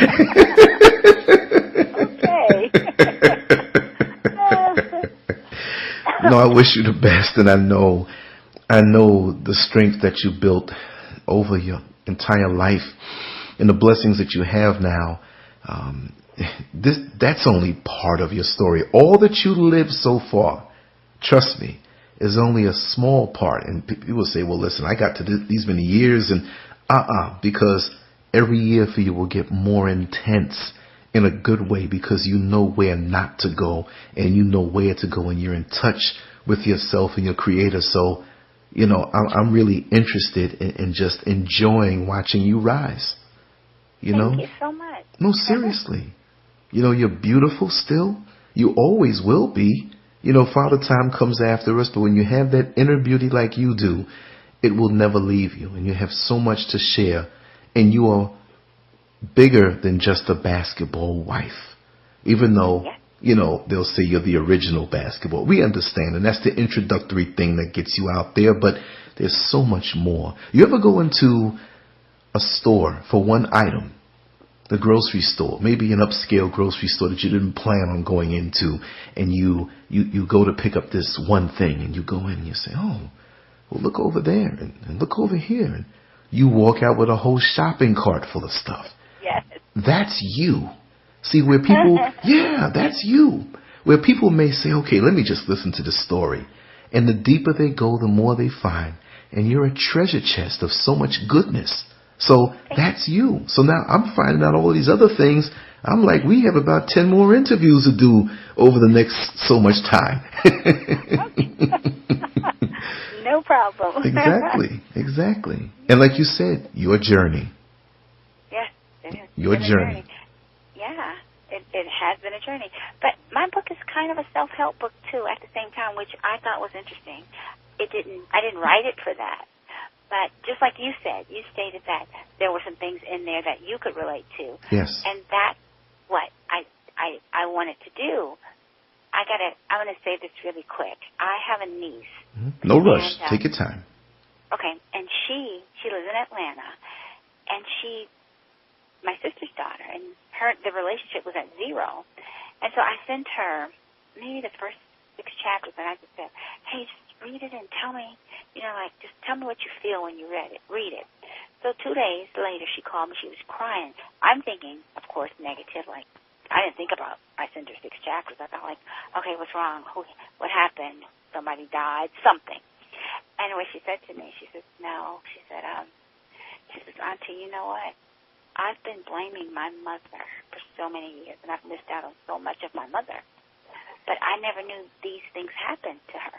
And I was like, oh, my goodness. She says, thank you. And now their relationship is good.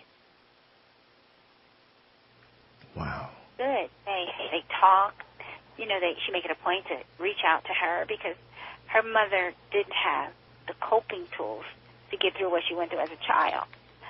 And, that was a problem because a lot of times people have issues and they push them under the rug. And that's kind of what happened in our family. And, things happen. Yes. And so today, my niece, because of some of the writings of my book, my niece and her mom, they're together. They're talking. They're Beautiful. Interacting with each other. So that's a win. Beautiful. And you see, because you made a choice to be honest in your story, and whether a person is an author or chooses to write a book about their life or what they've gone through, just be honest about your walk and let that shine. And you just don't know who you're going to affect near and far. For you, that was near because of the proximity in your family, how they related to you as a niece. But other people who are total strangers. So that's a wonderful thing. So everybody out there listening, follow her lead. Be real in everything that you do. You don't have to hold back. And as far as children are concerned, children and younger folks are more durable than we give them credit for. They overhear the conversations. They see the little things that we think they don't see. And they're ready for the truth. And so when you give them the truth, they truly appreciate you and they can see it. Because you know what? And I'm going to say this real quick myself. I don't want to hog the conversation. But it's so funny. Like the look of a shocked parent when that child imitates the parent. And it's like, you imitated me so well. How did you learn that? Listen, Mommy, listen, Daddy, I see you all the time. They know us so well. And we underestimate them See, so they know more than what they let on to. So we got to understand that they're durable and they're receptive to the things we do. So be real. It doesn't hurt. Yeah. You know that's so interesting that you say that, because you do get the shocked parent face. when my son was in 6th grade, he had an incident, and I have a rule in my home: if you're going for something and you ask someone, for their help, and they tell you no, well, you need to go higher than them. And so my son took that back to school. He told his teacher, well, can you tell me yes? And the teacher wasn't in position. And my son told her, he says, well, I can't take no from someone that can't tell me yes. You don't make the decision, so I need to go higher than you. And he got suspended for that. I was like, oh. So, yeah, you're right. They are watching. And, because he's heard me say that before. And, my story is good. It's not all dark and gloomy, because there's some really fun stuff. Even in my marriage, we had some fun times. So it wasn't all bad, In the beginning, it was super, super good. And see, I'm glad that you can say that, because you're balanced. We have a lot of networks out here on TV that say fair and balanced, and all they do is attack. I don't know what side of the fence that many people are on politically, but people can kind of pick up on what I'm talking about. But even in the pain, look, the bottom line is, when I'm out there working with the public every day and I see couples that might be arguing on a verbal level or maybe even on a physical level, you got to think they didn't get together acting like that. There's something about that mate that's abusing them, or the both of them when they're not getting along. There had to be a time when they were very loving, got along with each other, and had some good times. So I'm also glad that you're expressing that. And even now, looking back, I'm glad that you're complete now and can look back and still say that, instead of being the stereotypical bitter, angry woman. Oh, she wouldn't be growing like me, though. If I was she. But, yeah, there were some good times, and even in my book, there's some warm times. Like the beginning of the book, I talk about we had a love story. We did. We parented together most times, and a lot of times not. My boys think I'm Superwoman. They do even today. So, yeah, there's some good stories in there, too. It's just, but my biggest thing in there is stand up for yourself, fight. Don't take no from somebody that can't tell you yes. I live by that. I got my son in college in 7 days. I got him a scholarship in 7 days. I did not know what I was doing, but I made it happen. I got on my knees, asked for some direction. The next day, I went and made it happen with all the forces against me. And I thought, you know what? I can do this. I'm just going to treat it as though it was a business, period. And that's exactly what I did. And I got him in college in 7 days. I got him a full scholarship. So, after being told no. And I turned around and did it again the next year for my younger son after being told no. And I thought, nah. I don't know what no means, though. That's that. No means just take a different route. That's all it means. In this universe, when you have something positive in your heart to manifest, there is no. As long as it's to the glory of your Creator and to manifest the seeds of greatness inside of you, there is no. It just means try a different road. You see? Well, through my studies, I learned that the universe only knows yes. So that's where I get that from. There you go. Yeah, the universe only knows yes. So I'm very careful, again, with my words. I don't say things like, I can't do blah, blah, blah. I'm like always, I focus on what I want, not what I don't want. That's what I do. I love you already. My focus was to get them in college, and that was that. The end result. That's right. And Craig was one of the people that told me I didn't know what I was doing. And I was like, I don't. Okay, I can say that I don't. But I'm going to make it happen just because I can. And that was that. And it wasn't rocket science. I just had to go talk to some people and show that my boy could play ball, and he can. Right. And I got him a scholarship. Isn't that something though? Because I've in my own personal walk have always had to clash with people. Not that I wanted to be confrontational, because I wasn't. The clash came from my positivity, kind of pushing up against their negativity or their negative spirit toward or mentality toward what they can do. So they were trying to convince me to be like them by telling me what I can't do indirectly. You know, and I just don't know that. So we're kindred spirits. Like I said, I love you already. You're my sister, and I love your spirit. I'm feeding on this, and you're gonna keep me up. I'm gonna be up all night long just meditating on this. I'm gonna be up all night anyway, but I'm gonna be up all night plus an extra 2 hours. I'm serious, because people would flock to wanting to hear negative sides of a story, but after all is said and done, everything ended up all right. And you learned and you grew. And that's what we all need and want. Yeah. Well, my biggest lesson is I don't care what kind of religion people do, because I look at it like this. I like Mercedes, and you may drive a BMW, but we all go into the same place. That's what I think religion is. And I think that whatever it is, you just grab it and hold on to it real tight and be true to it.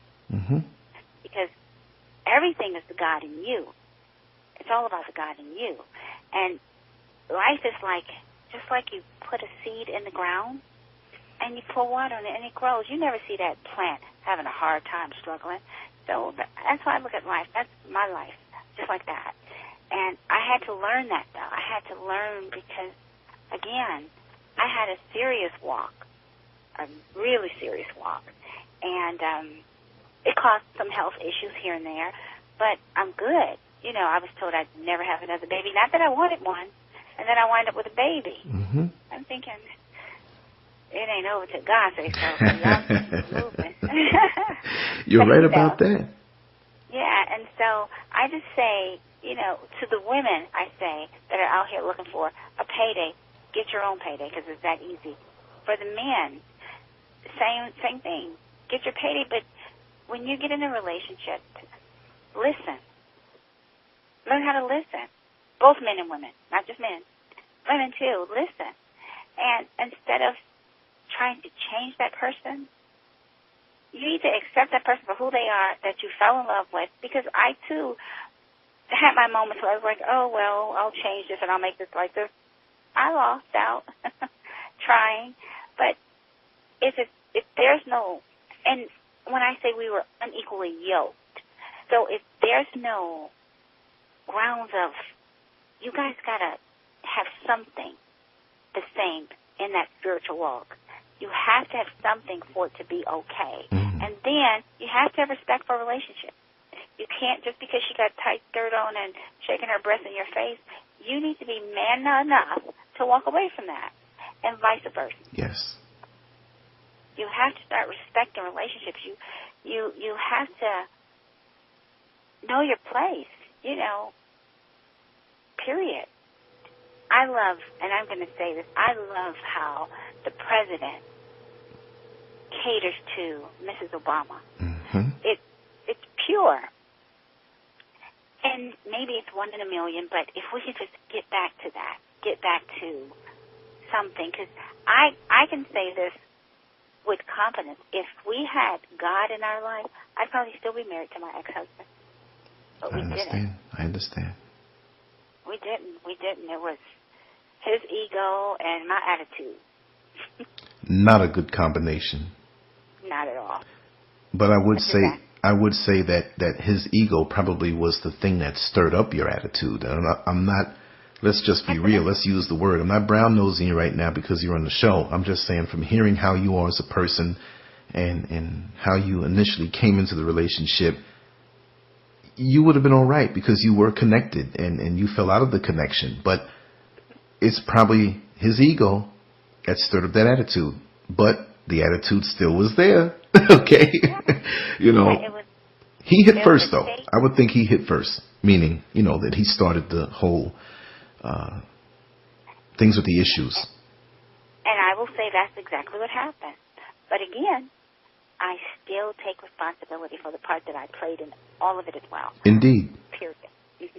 Because had I just went to God, which I knew He was there, I just, thought, oh, I can fix it myself. I can do this. It probably would have been a different situation, but I don't live in the past. And the book really helped me to really get out of it, where I had to do a whole lot of forgiving, not just them, but myself as well.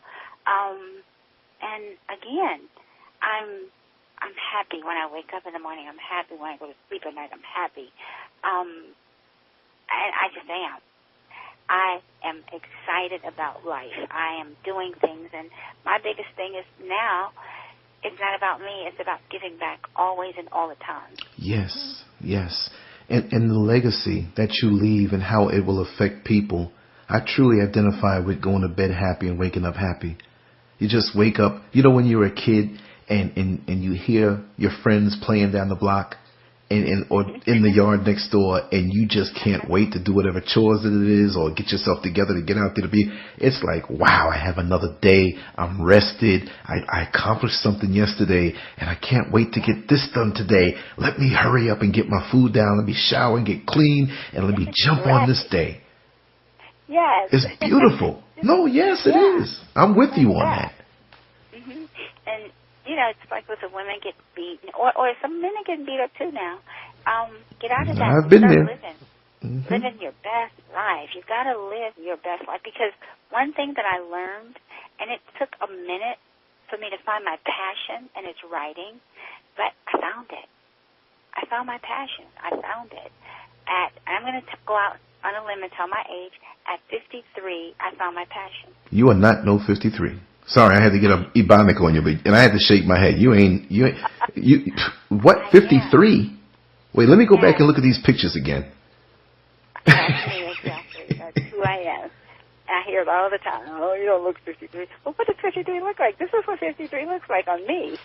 Exactly. Right. You're redefining it, but, I'll say it like this for all the gentlemen out there in a decent way. Girl, you don't look like no 53 now.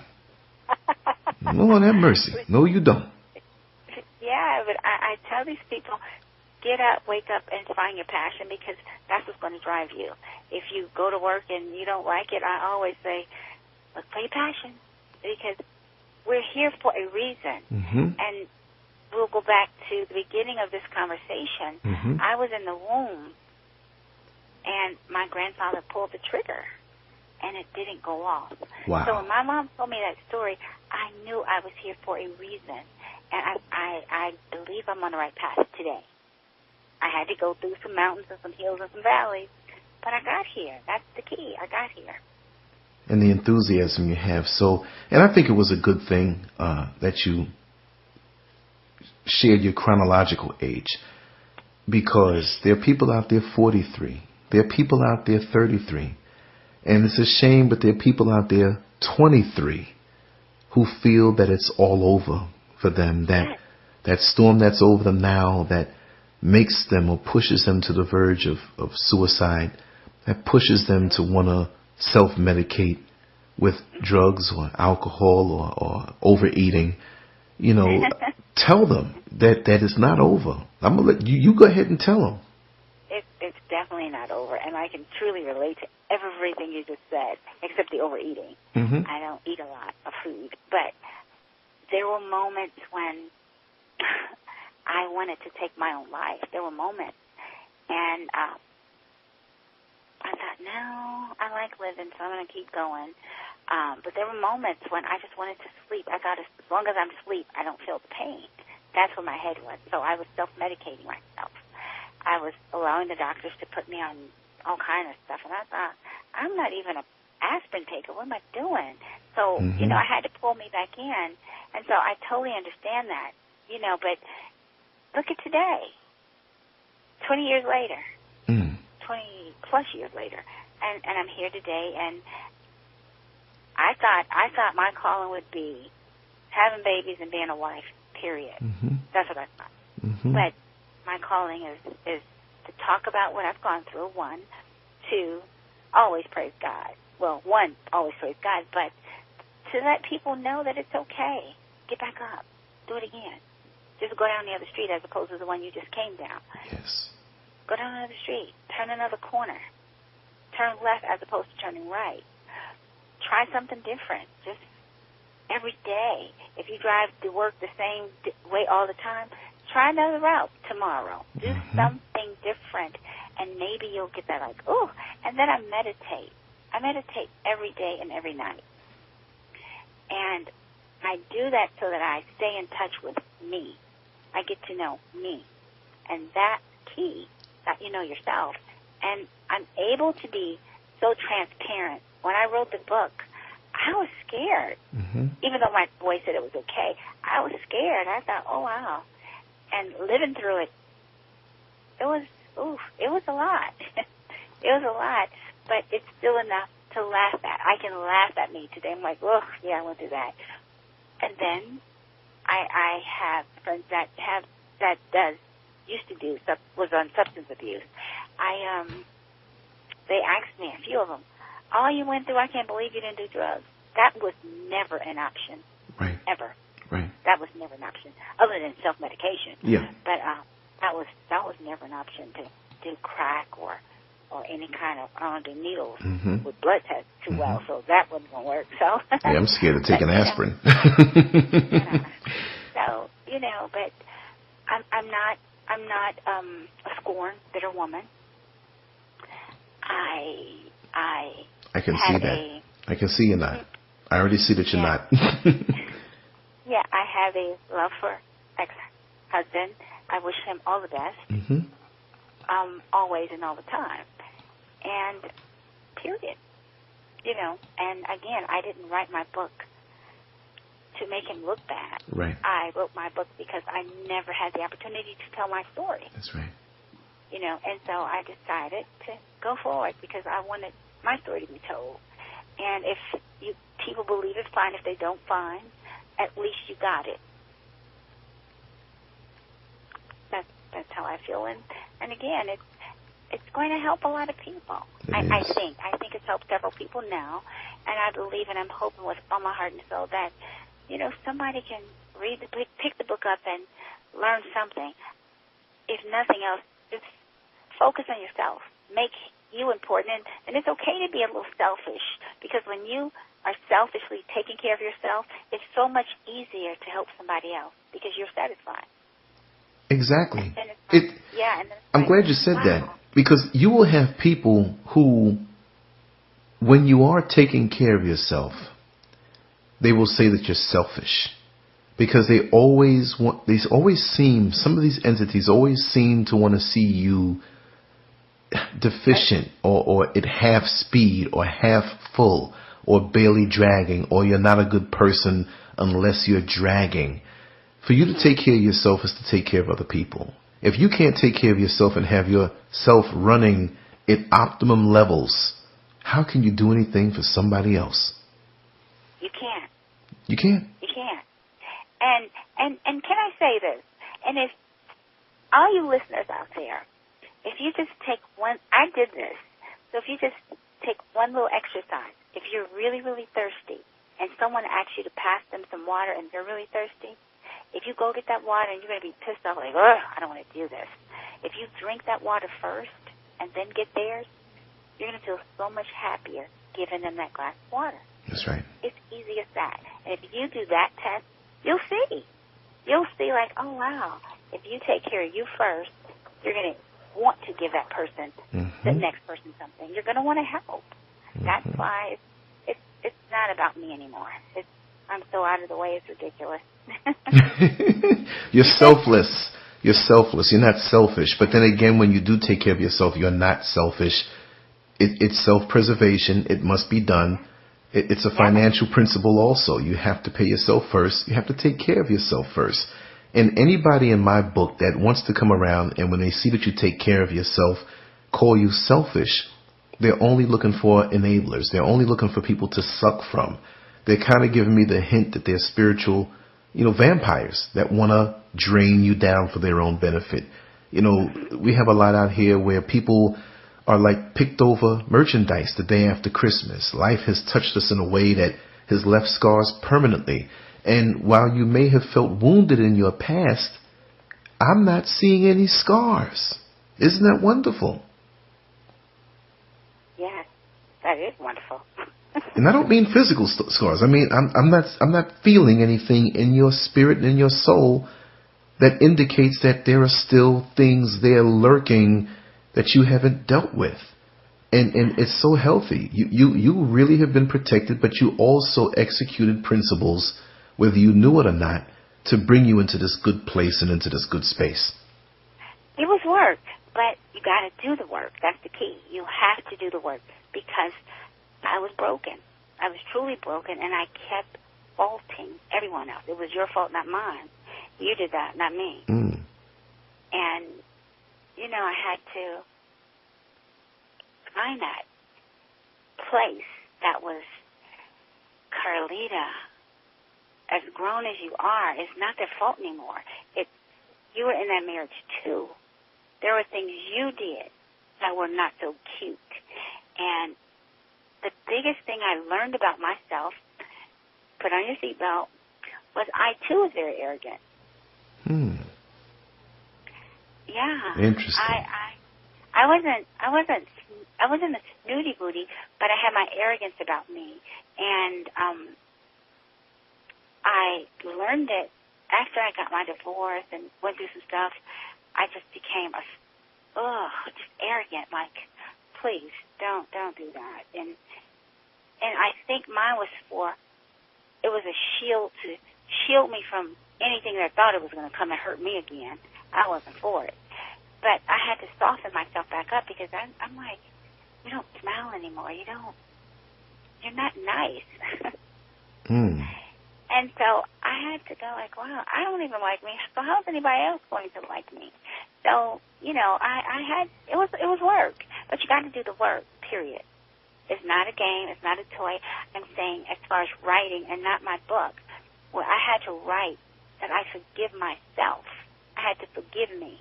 I had to write it down. Yes. I had to forgive my mom. I wrote it down. I had to forgive Craig. I had to forgive my sisters and brothers. I had to write that. I had to get on my knees. It was work. It wasn't an overnight joy either. It was work. I had to put in work to get back to who I liked to be and who I was, my true self. It was like I was never a mean girl. You know, I was always a compassionate person. I was the girl that wanted 20 kids. Well, you know what? You might not have actual 20 babies right now, but you're so creative, and you're going to spawn so much creativity that, in essence, you will have those 20 kids. You'll activate the spirit in more than 20 people. You know, you're going to mother a movement from your beginnings. Trust me. You'll still get that. Yeah, so today, I mean, it was, I found out I was arrogant. And it was a hard pill to swallow, like, ooh.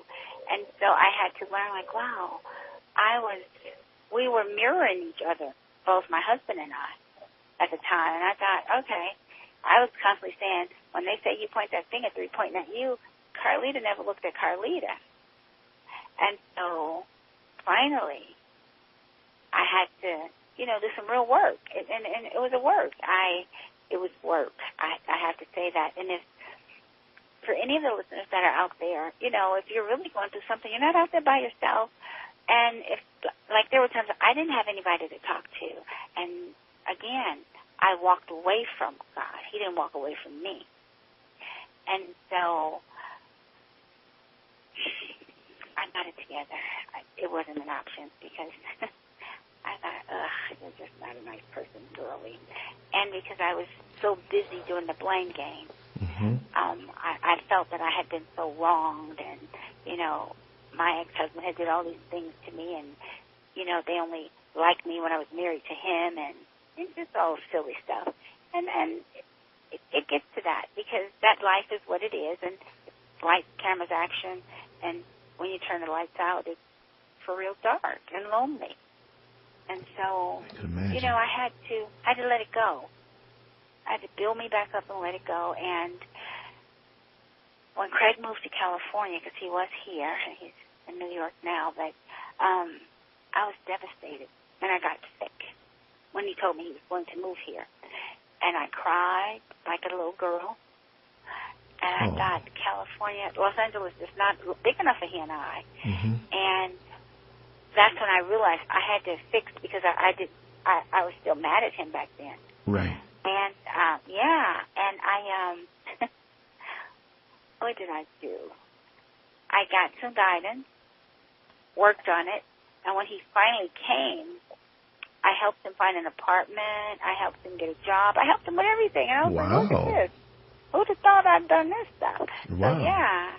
So, but I was there, you know. Amazing. I'm compassionate. I'm not mad at anybody, and if I'm angry, it lasts about 2 seconds and it's over with.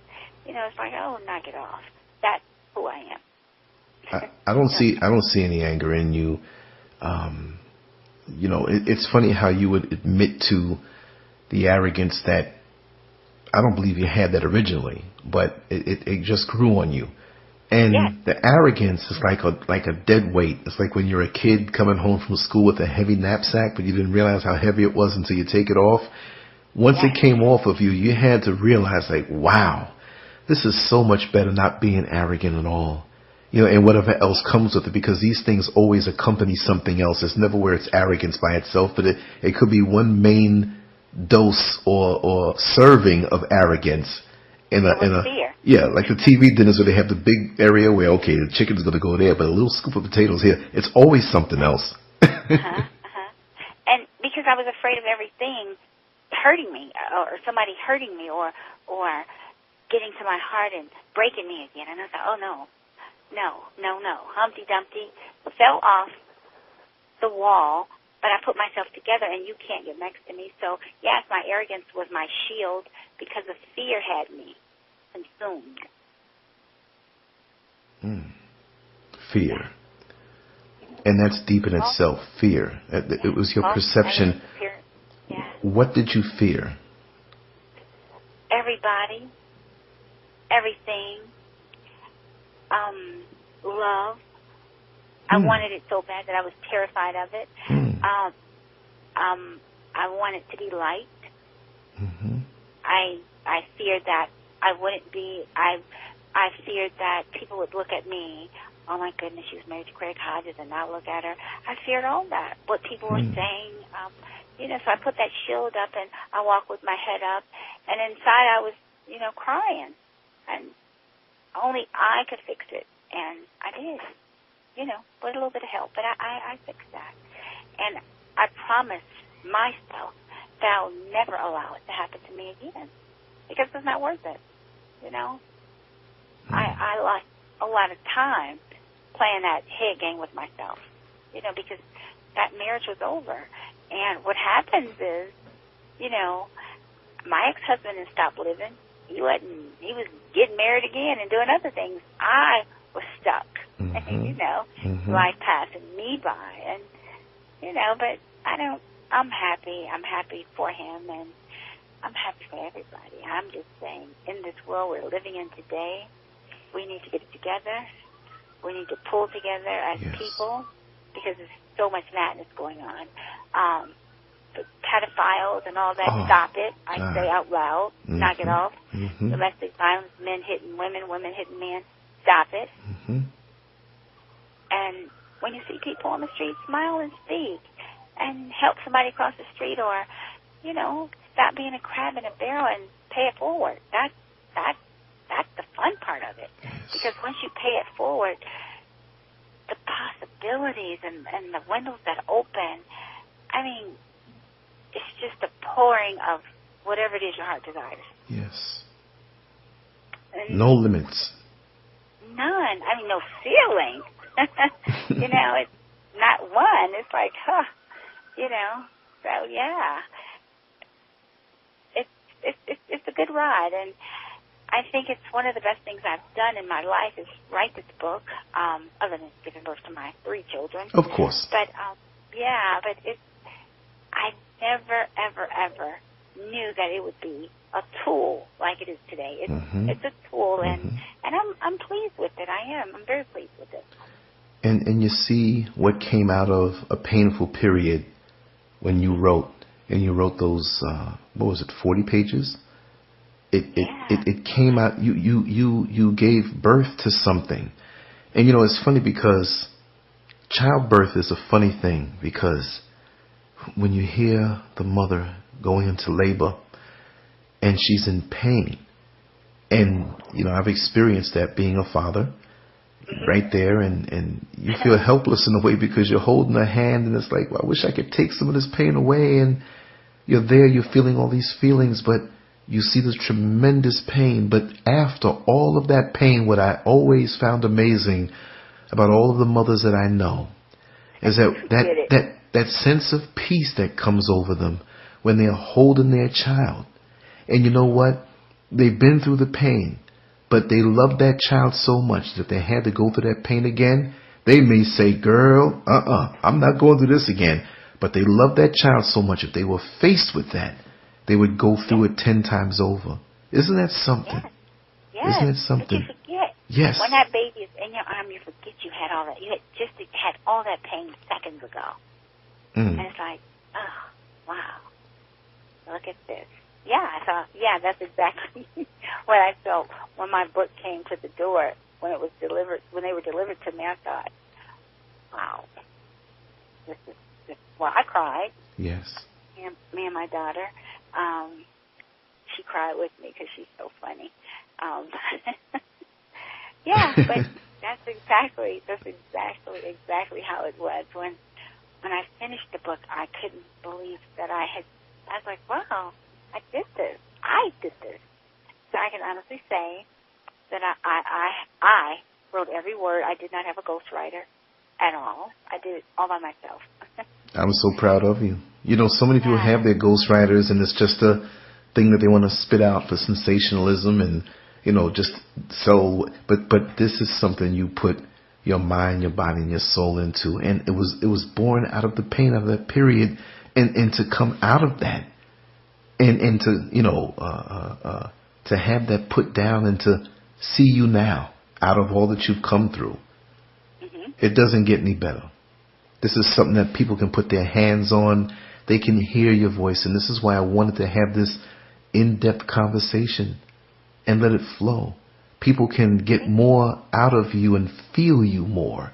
And when they go and buy the book, as they should, as they will, they come to the table knowing you more, and they can hear you now when they read the words. You see, and when they embrace it, and they'll go back and listen, and hopefully they'll throw a few hits my way to the Lancescurv show and say, hey, this is a good brother. But regardless as to that, what you're sharing is bigger than the platform, meaning that it came to the world in the form of a book. But what you've been through is much more than a mere book. And when they read this and connect with this, it's going to breathe life into them. And I always have something that I go through for some divine reason. Every time I'm about to go into a new phase of my life, I find a book. I could find it. I found one book on an airplane when I was moving down from New York to Florida. And I had just sold my house, and I was moving down, and I didn't know many people. But I knew, and I set things up, a job and place to live and stuff, but I really didn't know what my purpose was going to be. But deep down, I felt a certain direction. And when I got that book, I couldn't keep my hands off of it because it guided me. And it happened after, it happened before. For other people, it might come to them in the form of a song.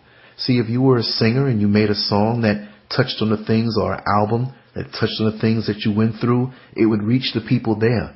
But you were protected for a reason, and what you were yet to go through is going to manifest somehow. And so you're dropping these seeds of knowledge and experience on people. And like I said, I'm just interested on the feedback that you get over the years from this and all the subsequent creations that you have come from your soul. Yeah, thank you.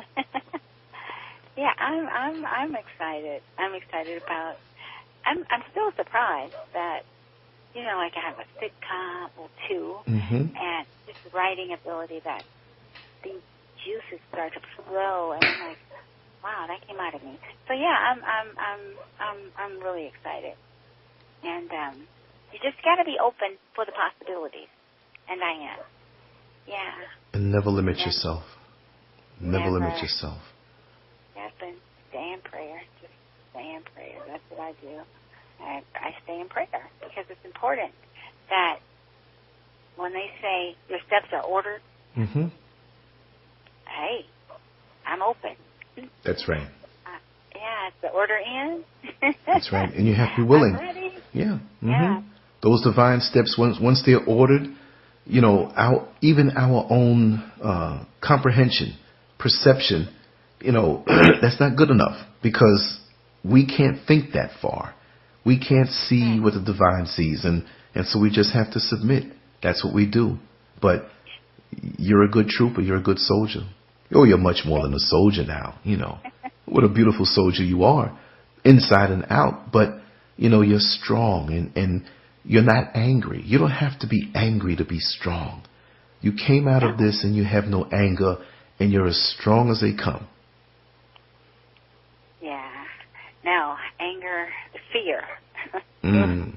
It holds you down. It keeps you in a dark place, and that's just not fun because I mean, I don't know if I sent a picture of a big old smile, but oh, I have them smile. Here.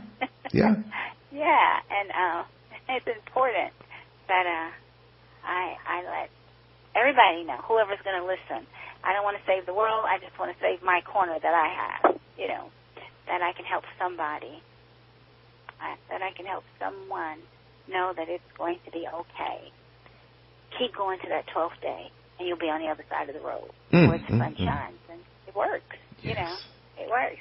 And it's easy today that I can say it, but when I was going through it, I never had. I didn't have a lot of days after I had moved to California. I didn't have a lot of days like, oh, I don't want to get up, I don't want to deal with this. I didn't have a lot of days like that. But in Chicago, I did because I was so stressed, and I was, you know, I was just sad, real sad. But here, I'm happy. I found myself. I learned how to love me and not worry about, you know, somebody else loving me. Right. Not be so. My guards are down completely, and I don't take my marriage into the relationship or the friendships. Everybody starts with a clean slate. Period. That's very healthy. I hope somebody's listening. I hope somebody gets something from that, because what you just said was so monumental, that you start with a clean slate completely. And I believe you from where you stand and after talking to you for a while. But many people, as you well know, they might say that, but they really don't mean it. They might profess that. And it sounds good in their case. See, you put this into practice for real, and I could see how your life is turning out. But so many people bring that old baggage. They still peek out and see, well, I said this, but deep down, I don't really trust him. He might be like all the other ones, or the one that did me wrong, or put his hands on me, or had a baby on me on the outside, or brought the STD to me. You know, they're still looking out for all of these things, and it's sad because their emotional filters become so clogged, and they can't receive the goodness because the filters are clogged, and they can't give the goodness that's inside of them because they're clogged. Unclog your filters. Clean the slate, like you said. That's very healthy. You have to. You have to. Now, it's not an easy process, but you got to start with forgiveness. Once you do that, you're on the road to recovery. Yeah, you got to start forgiving. And I don't care how hard it is. You think that they did you wrong, and they may have. Just forgive them. Because, you know, it opens up the path to everything that's there. It's like, you know, when my son was in college, he was the star on the team. And, you know, these girls were coming for him, and I told him, I was like, you know, I need a degree, honey. Right. And that was important. I need you to get me a degree. Keep messing with these little girls. By the time you finish college, you're not going to remember their names, so knock it off. Just focus. Play your game, do your thing, and I expect you to give me a degree. And I got it. I got 2 of them. Each boy, both boys. Both my guys graduated college, which is a good thing. Yeah. The fruit doesn't fall too far from the tree.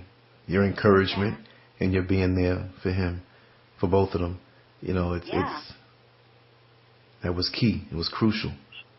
Yes. But what would you suggest to that stereotypical bitter woman who needs to cleanse herself?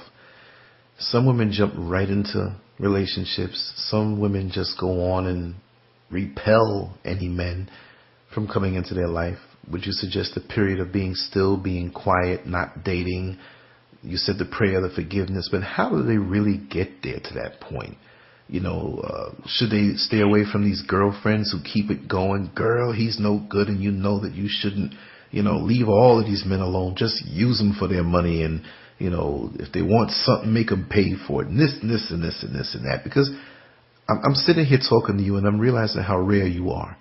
And I just wanted to make it where, because we started out with the book, and we're going to talk about that again, but you have so much to give, the wisdom. How would you help these young ladies from being so bitter? Give me 2 minutes of what you, a little more. This is important. Somebody's going to talk about this, and this is going to make the difference between somebody going to jail and being free. Tell us about that a little more. First of all, I would suggest, you know, because that, again, goes both ways. You got your guys, and I'll leave her alone. She ain't this, all that, too. So first of all, I would say clean that out. Clear that up. You got to quit letting people talk in your head first, because, you know, you need to be able to make your own decisions. And then you got to get to, if you're hurt and scorned and bitter, you got to get to know yourself again, because you weren't born like that. You allowed this person to dictate your feelings, and then when you stop and think that this person that hurt you has moved on and you're still stuck, how does that feel? Pretty silly. So definitely, you just got to be still. And as far as jumping back into a relationship, please don't do it. Start dating yourself. You know, I did that. That was something that I did. I dated myself. I would take myself to the movies by myself. I don't really drink, but if I would go out to hear some good music, and I'd order a soda or maybe a wine, but I wouldn't allow a man to send me a drink or bother me. I'd be like, no. And I would always have an extra seat where I would have my purse there and say that someone was coming. Yes, I was lying, but I wanted to be by myself. Good trick. To be able to Good one. with myself. So, for you scorn folks out there, knock it off. It's a waste of life. It's not a waste of time. It's a waste of life. You can't get it back. So, be happy. You know, do something. Go to the movies. I'm going to tell you something that really was therapeutic for me. A coloring book with crayons. I did a lot of that. Wonderful. Wonderful. Yeah. And so just do stuff to put on some music that make you feel good, or put on a funny movie that makes you laugh so hard you cry. That's healing. Because when we hurt our bodies go through stuff, and, you know, those organs are sad too and all that. So laugh is healthy. And then give yourself enough time, but definitely get a pen and pencil, not a pen, but a pencil and paper, and start writing who you forgive. Like I write, I forgive Carlita. I write it Wow. 10 times. No, not 10, 20, 30, 40. 70 times. I write it. 10, 20, 30, 50, 10, 20, 30. 70 times on the front page, 70 times on the back page, on 5 sheets of paper. Wow. I do it that many times, and then I either burn it or tear it up. That's what I do. Okay, that's what I do. And then in my prayer, I say my prayer, but my meditation is for me to listen. This is when I'm listening to what God has to say to me. Yes. So, and I mean, meditation is what, 10, 15 minutes. It's not all day. It's about 10 or 15 minutes. I do it in the morning and I do it at night. But it's intense. So that's the advice I would give. But definitely don't cut yourself off from dating, because, you know, that can be fun too. But once you get out of a relationship, there's a healing process you have to go through. It's just like a death, except they're not dead. Mm-hmm. You know, you have those 7 stages. Same thing. There's a process you have to go through, you know. And when you've been with somebody for a long time, where you're familiar and you're comfortable, it's hard to switch that light off and you're like, oh gosh, I'm not going to see this person anymore. And then your head is like, oh, they're over there with this person. I'm going to get in my car and I'm going to go follow him and do this. No, stop it. Stop it. That's when the self-love got to come in. Stop it. So, you know, knock it off. And, you know, whatever it is, eat a piece of chocolate. I don't care. Just don't do that. And start healing. Start loving on yourself. Hug yourself. Say it out loud that you love yourself. All those things help. You know, those are tools, but they work. And time heals all. Really, time heals all. And before you know it, you're back on your feet and you're doing something. But the key is to stay busy. Truly, stay busy. Activity, yes. Yes, do something. Do some volunteer work. If you're not working, if you're working, and after work, do something. Go buy a coloring book. Do something. Stay busy. Don't get stagnant. You know. That's right. Yeah, because it you have so much time in there. You know, I was married for 10.5 years, and you know, that was every day. You know, pretty much, especially in the summers, it was every day. And then, you know, it was hard to start living without him. Yes, very hard. Even though it was a nightmare living with him. Mm-hmm. You know, I didn't have my nightmare, but I missed it. I missed, you know, the beginning of it. I was like, ugh, do I fight again? Because, you know, I fought so long and so many times. Do I do this again? Do I put myself, am I supposed to stay in this miserable? Right. And, you know, I just had to learn, you know, and then it got so ugly. It got too ugly, and I thought, ugh, it's horrible. But right after, once we had totally parted ways, and then I started dating again, I would not have wanted to be a man trying to date Carlita. I would not have wanted to be him. Now tell me why. Because I was scorned. I was bitter. Every man was a jerk, and it was his fault, not mine, once again. And I was always looking at him side-eyed and feeling like, what you doing? Why are you doing that? And then again, my arrogance was there, and so I was like, how dare you? How dare you do that to me? I'm the ex-wife, or still the wife of Carlita Hodges. How dare you? Right, right. What's wrong with me? You know, like, girl, if you don't knock it off. So, yeah. So, you know, and these are my truths, you know, and and you wind up with nobody. Mm. And so I stopped dating and started working on me, because I didn't like me. How would somebody else want to like me? You know, and I didn't like that me. had to show. That had to show in some kind of way that you didn't like you. And I see many women who I can pick up on those cues. That, you know, they may have their hair nice, and the makeup might be right, and the body might be right, and the clothes might be right, and the money might be right, and the car and the whole thing, but you can see in their eyes, you can feel it, they just don't like themselves. This is not everyone, but a good many women out here are in that same boat. And that's got to be like a mockery, that you go down the checklist and you say, well, I have this going on and I have that going on, but I don't like myself. Mm-hmm.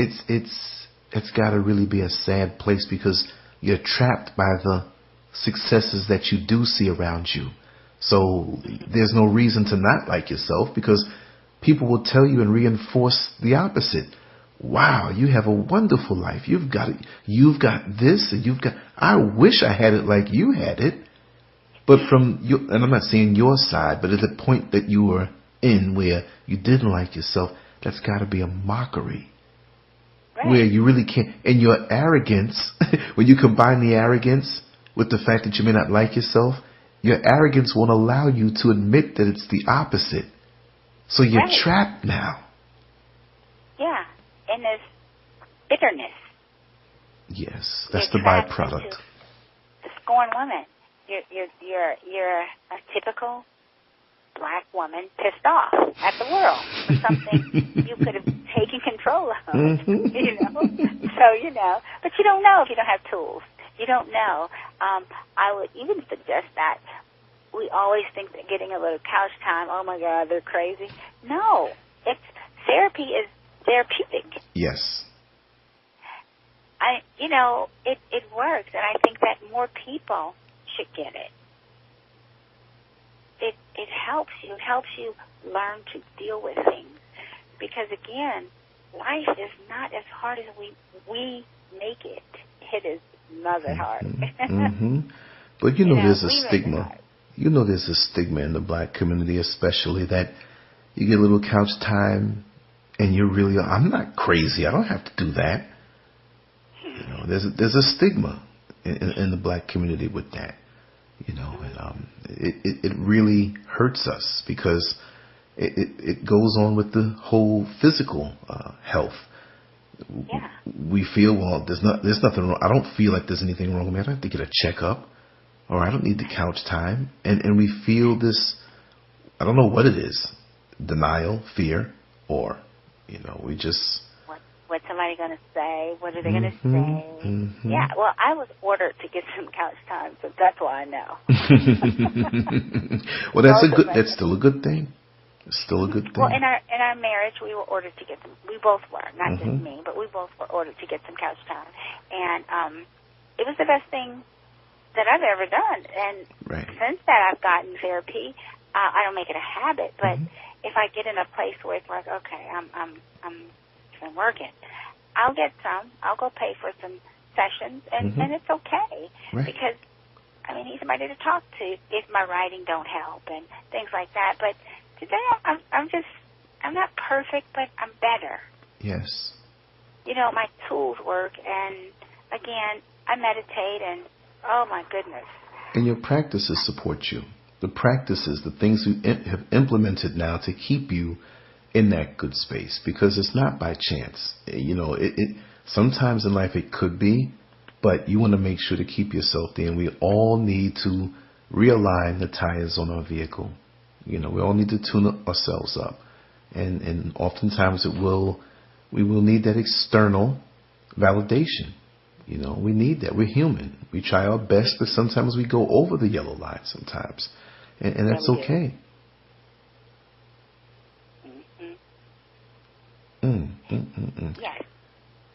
Yes. There's a lot to drink in. You've given me so much. You've given everybody listening so much.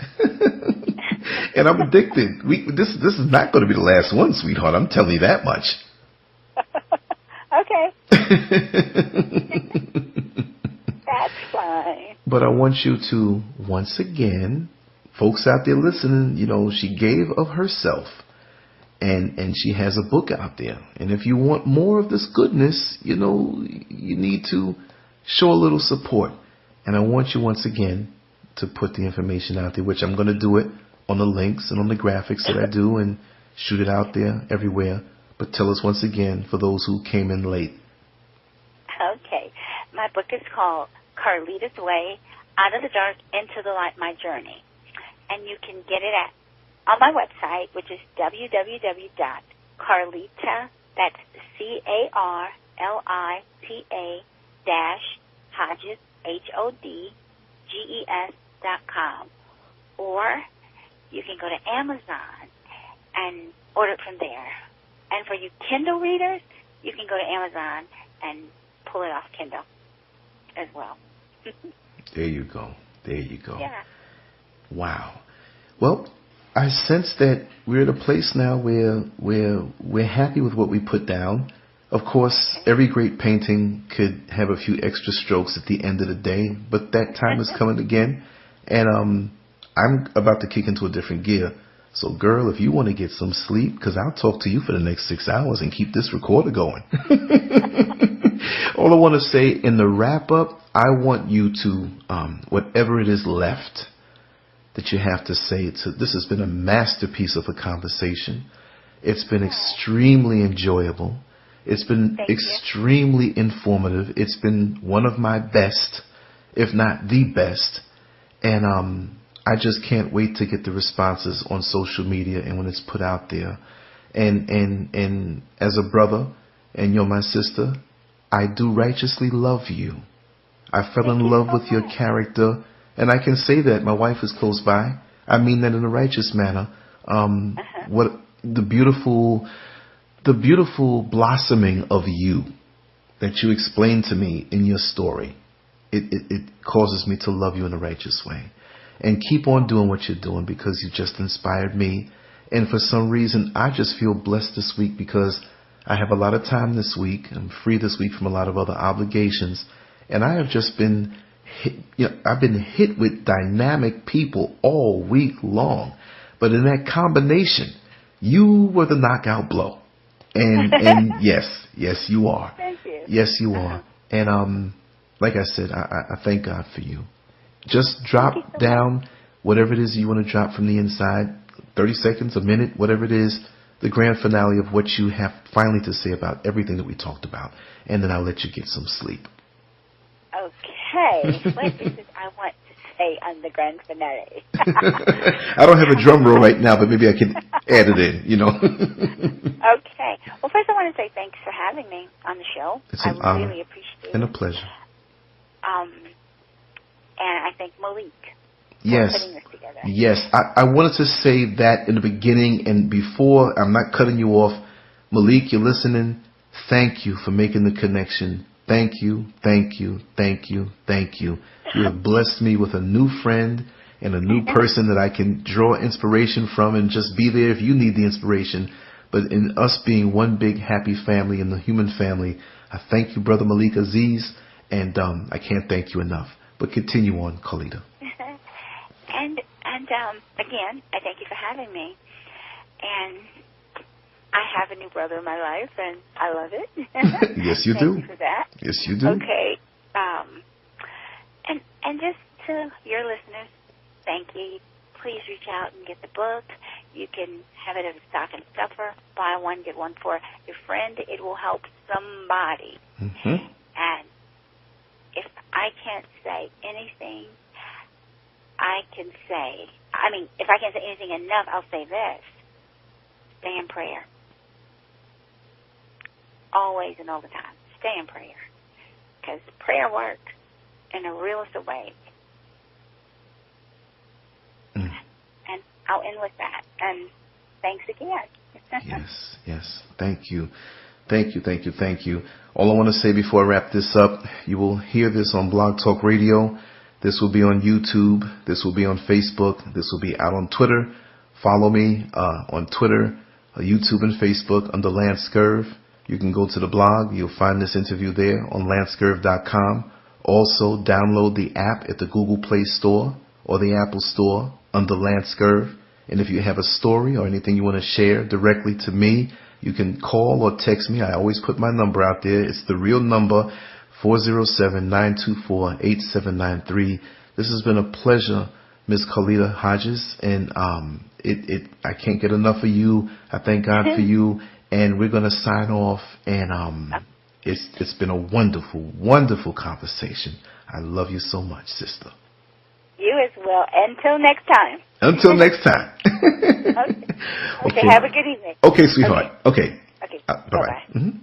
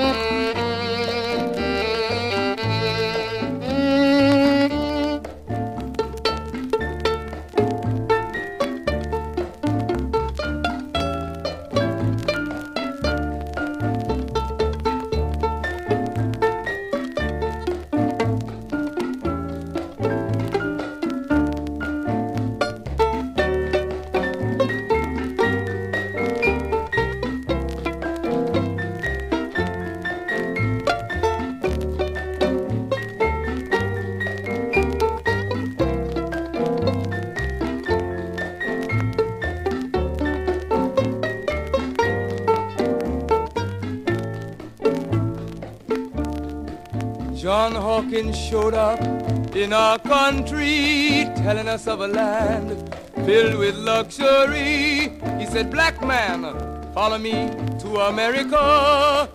There you'll find more gold for your labor. Our foreparents were tricked onto his boat. Since that time we've been wrestling with the goat. We landed here in Jamestown, Virginia, 400 years to suffer. So my friend, it's easy to tell, white man heaven is black man hell.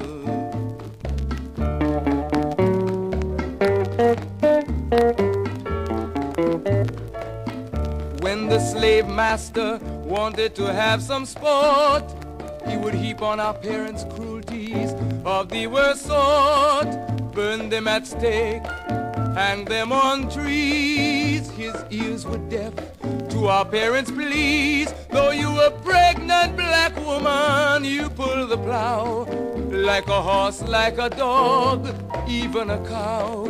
He filled your womb with his wicked seed. His half-white children you were made to breed. Oh, my friend, it's easy to tell, white man heaven is a black man hell.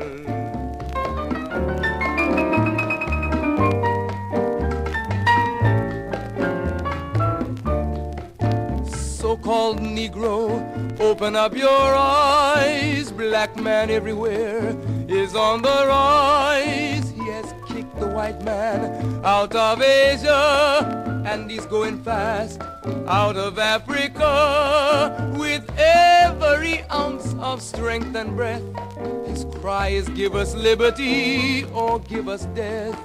The whole black world has their eyes on you to see what the so-called Negro is going to do. So my friend, it's easy to tell, our unity will give the white man hell.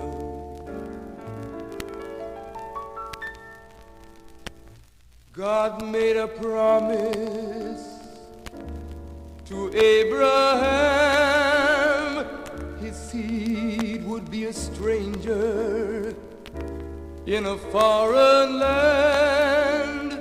They would suffer and be afflicted 400 years, but he would come, wipe away their tears. Our God and Savior, Allah has come. He has declared the white man's day is done. He has given us a divine messenger, one prophesied to come. His name is Elijah. We now can stand up, the whole world to tell. Our God has come to give us heaven and take the devil into hell.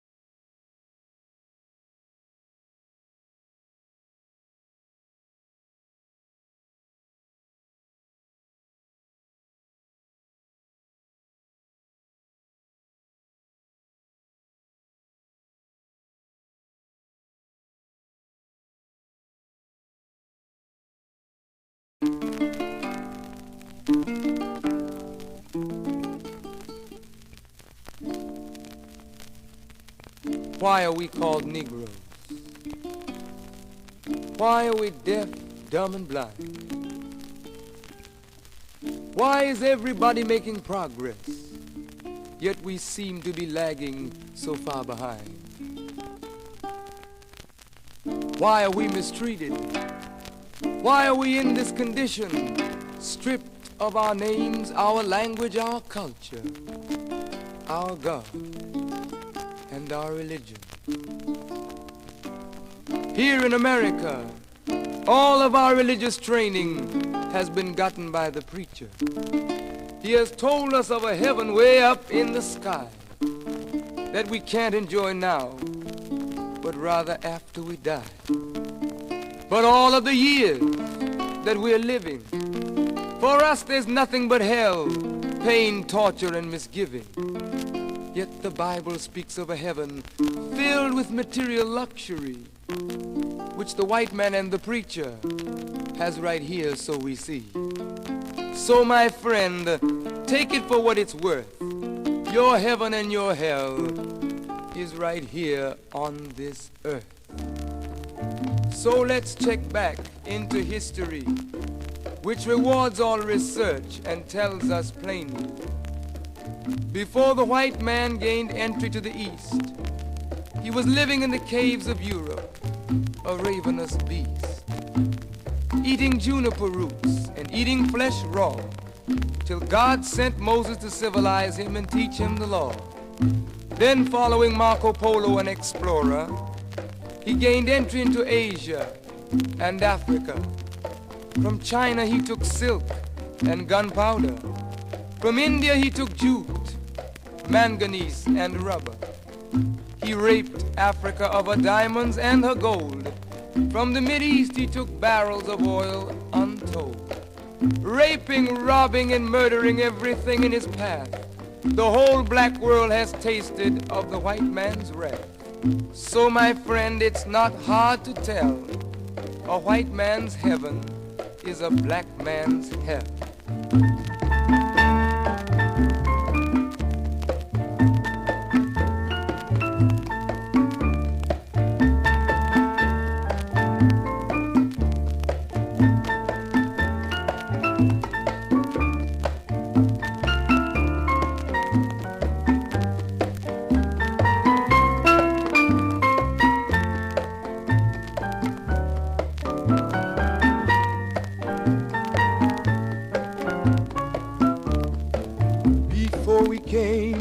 America, we were living in the East. By the Nile River, we were living in luxury, enjoying freedom, justice, and equality. We wore silken robes and slippers of gold. We were the wealthiest and the wisest people, I'm told. Now we are the poorest of the poor. Nobody wants us at their door. So my friend, it's easy to tell, white man heaven is black man hell.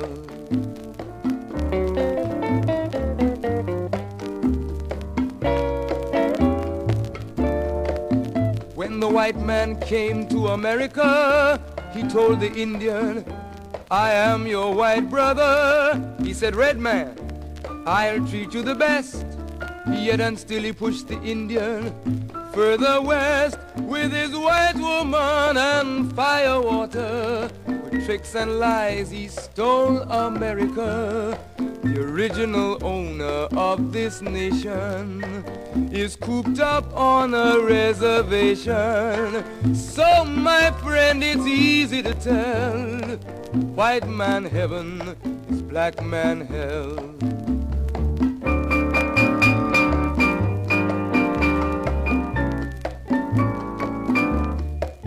He needed someone to work the land. His back was too weak.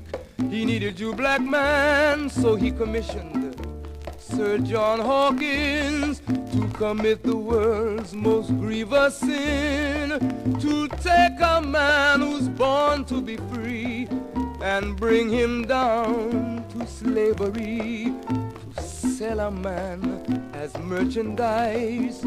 On his body put a price. Oh, my friend, it's easy to tell. White man heaven is black man hell.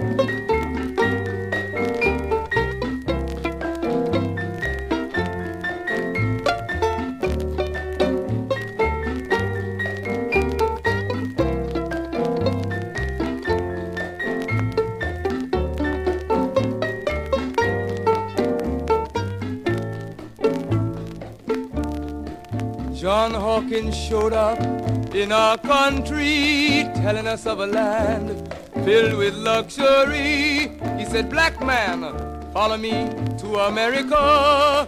There you'll find more gold for your labor. Our foreparents were tricked onto his boat. Since that time we've been wrestling with the goat. We landed here in Jamestown, Virginia, 400 years to suffer. So my friend, it's easy to tell. White man heaven is black man hell.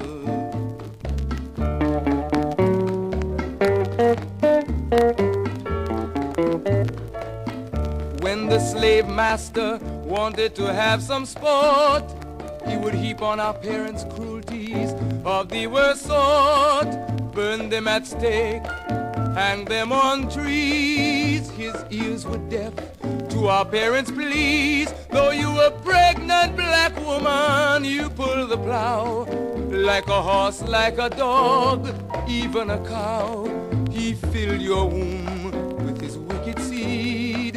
His half-white children you were made to breed. Oh, my friend, it's easy to tell. White man heaven is a black man hell.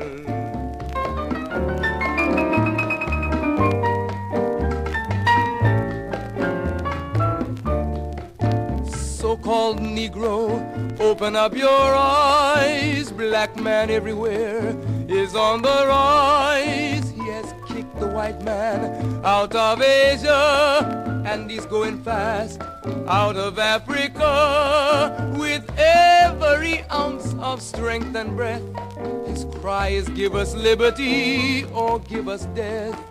The whole black world has their eyes on you to see what the so-called Negro is going to do. So my friend, it's easy to tell. Our unity will give the white man hell.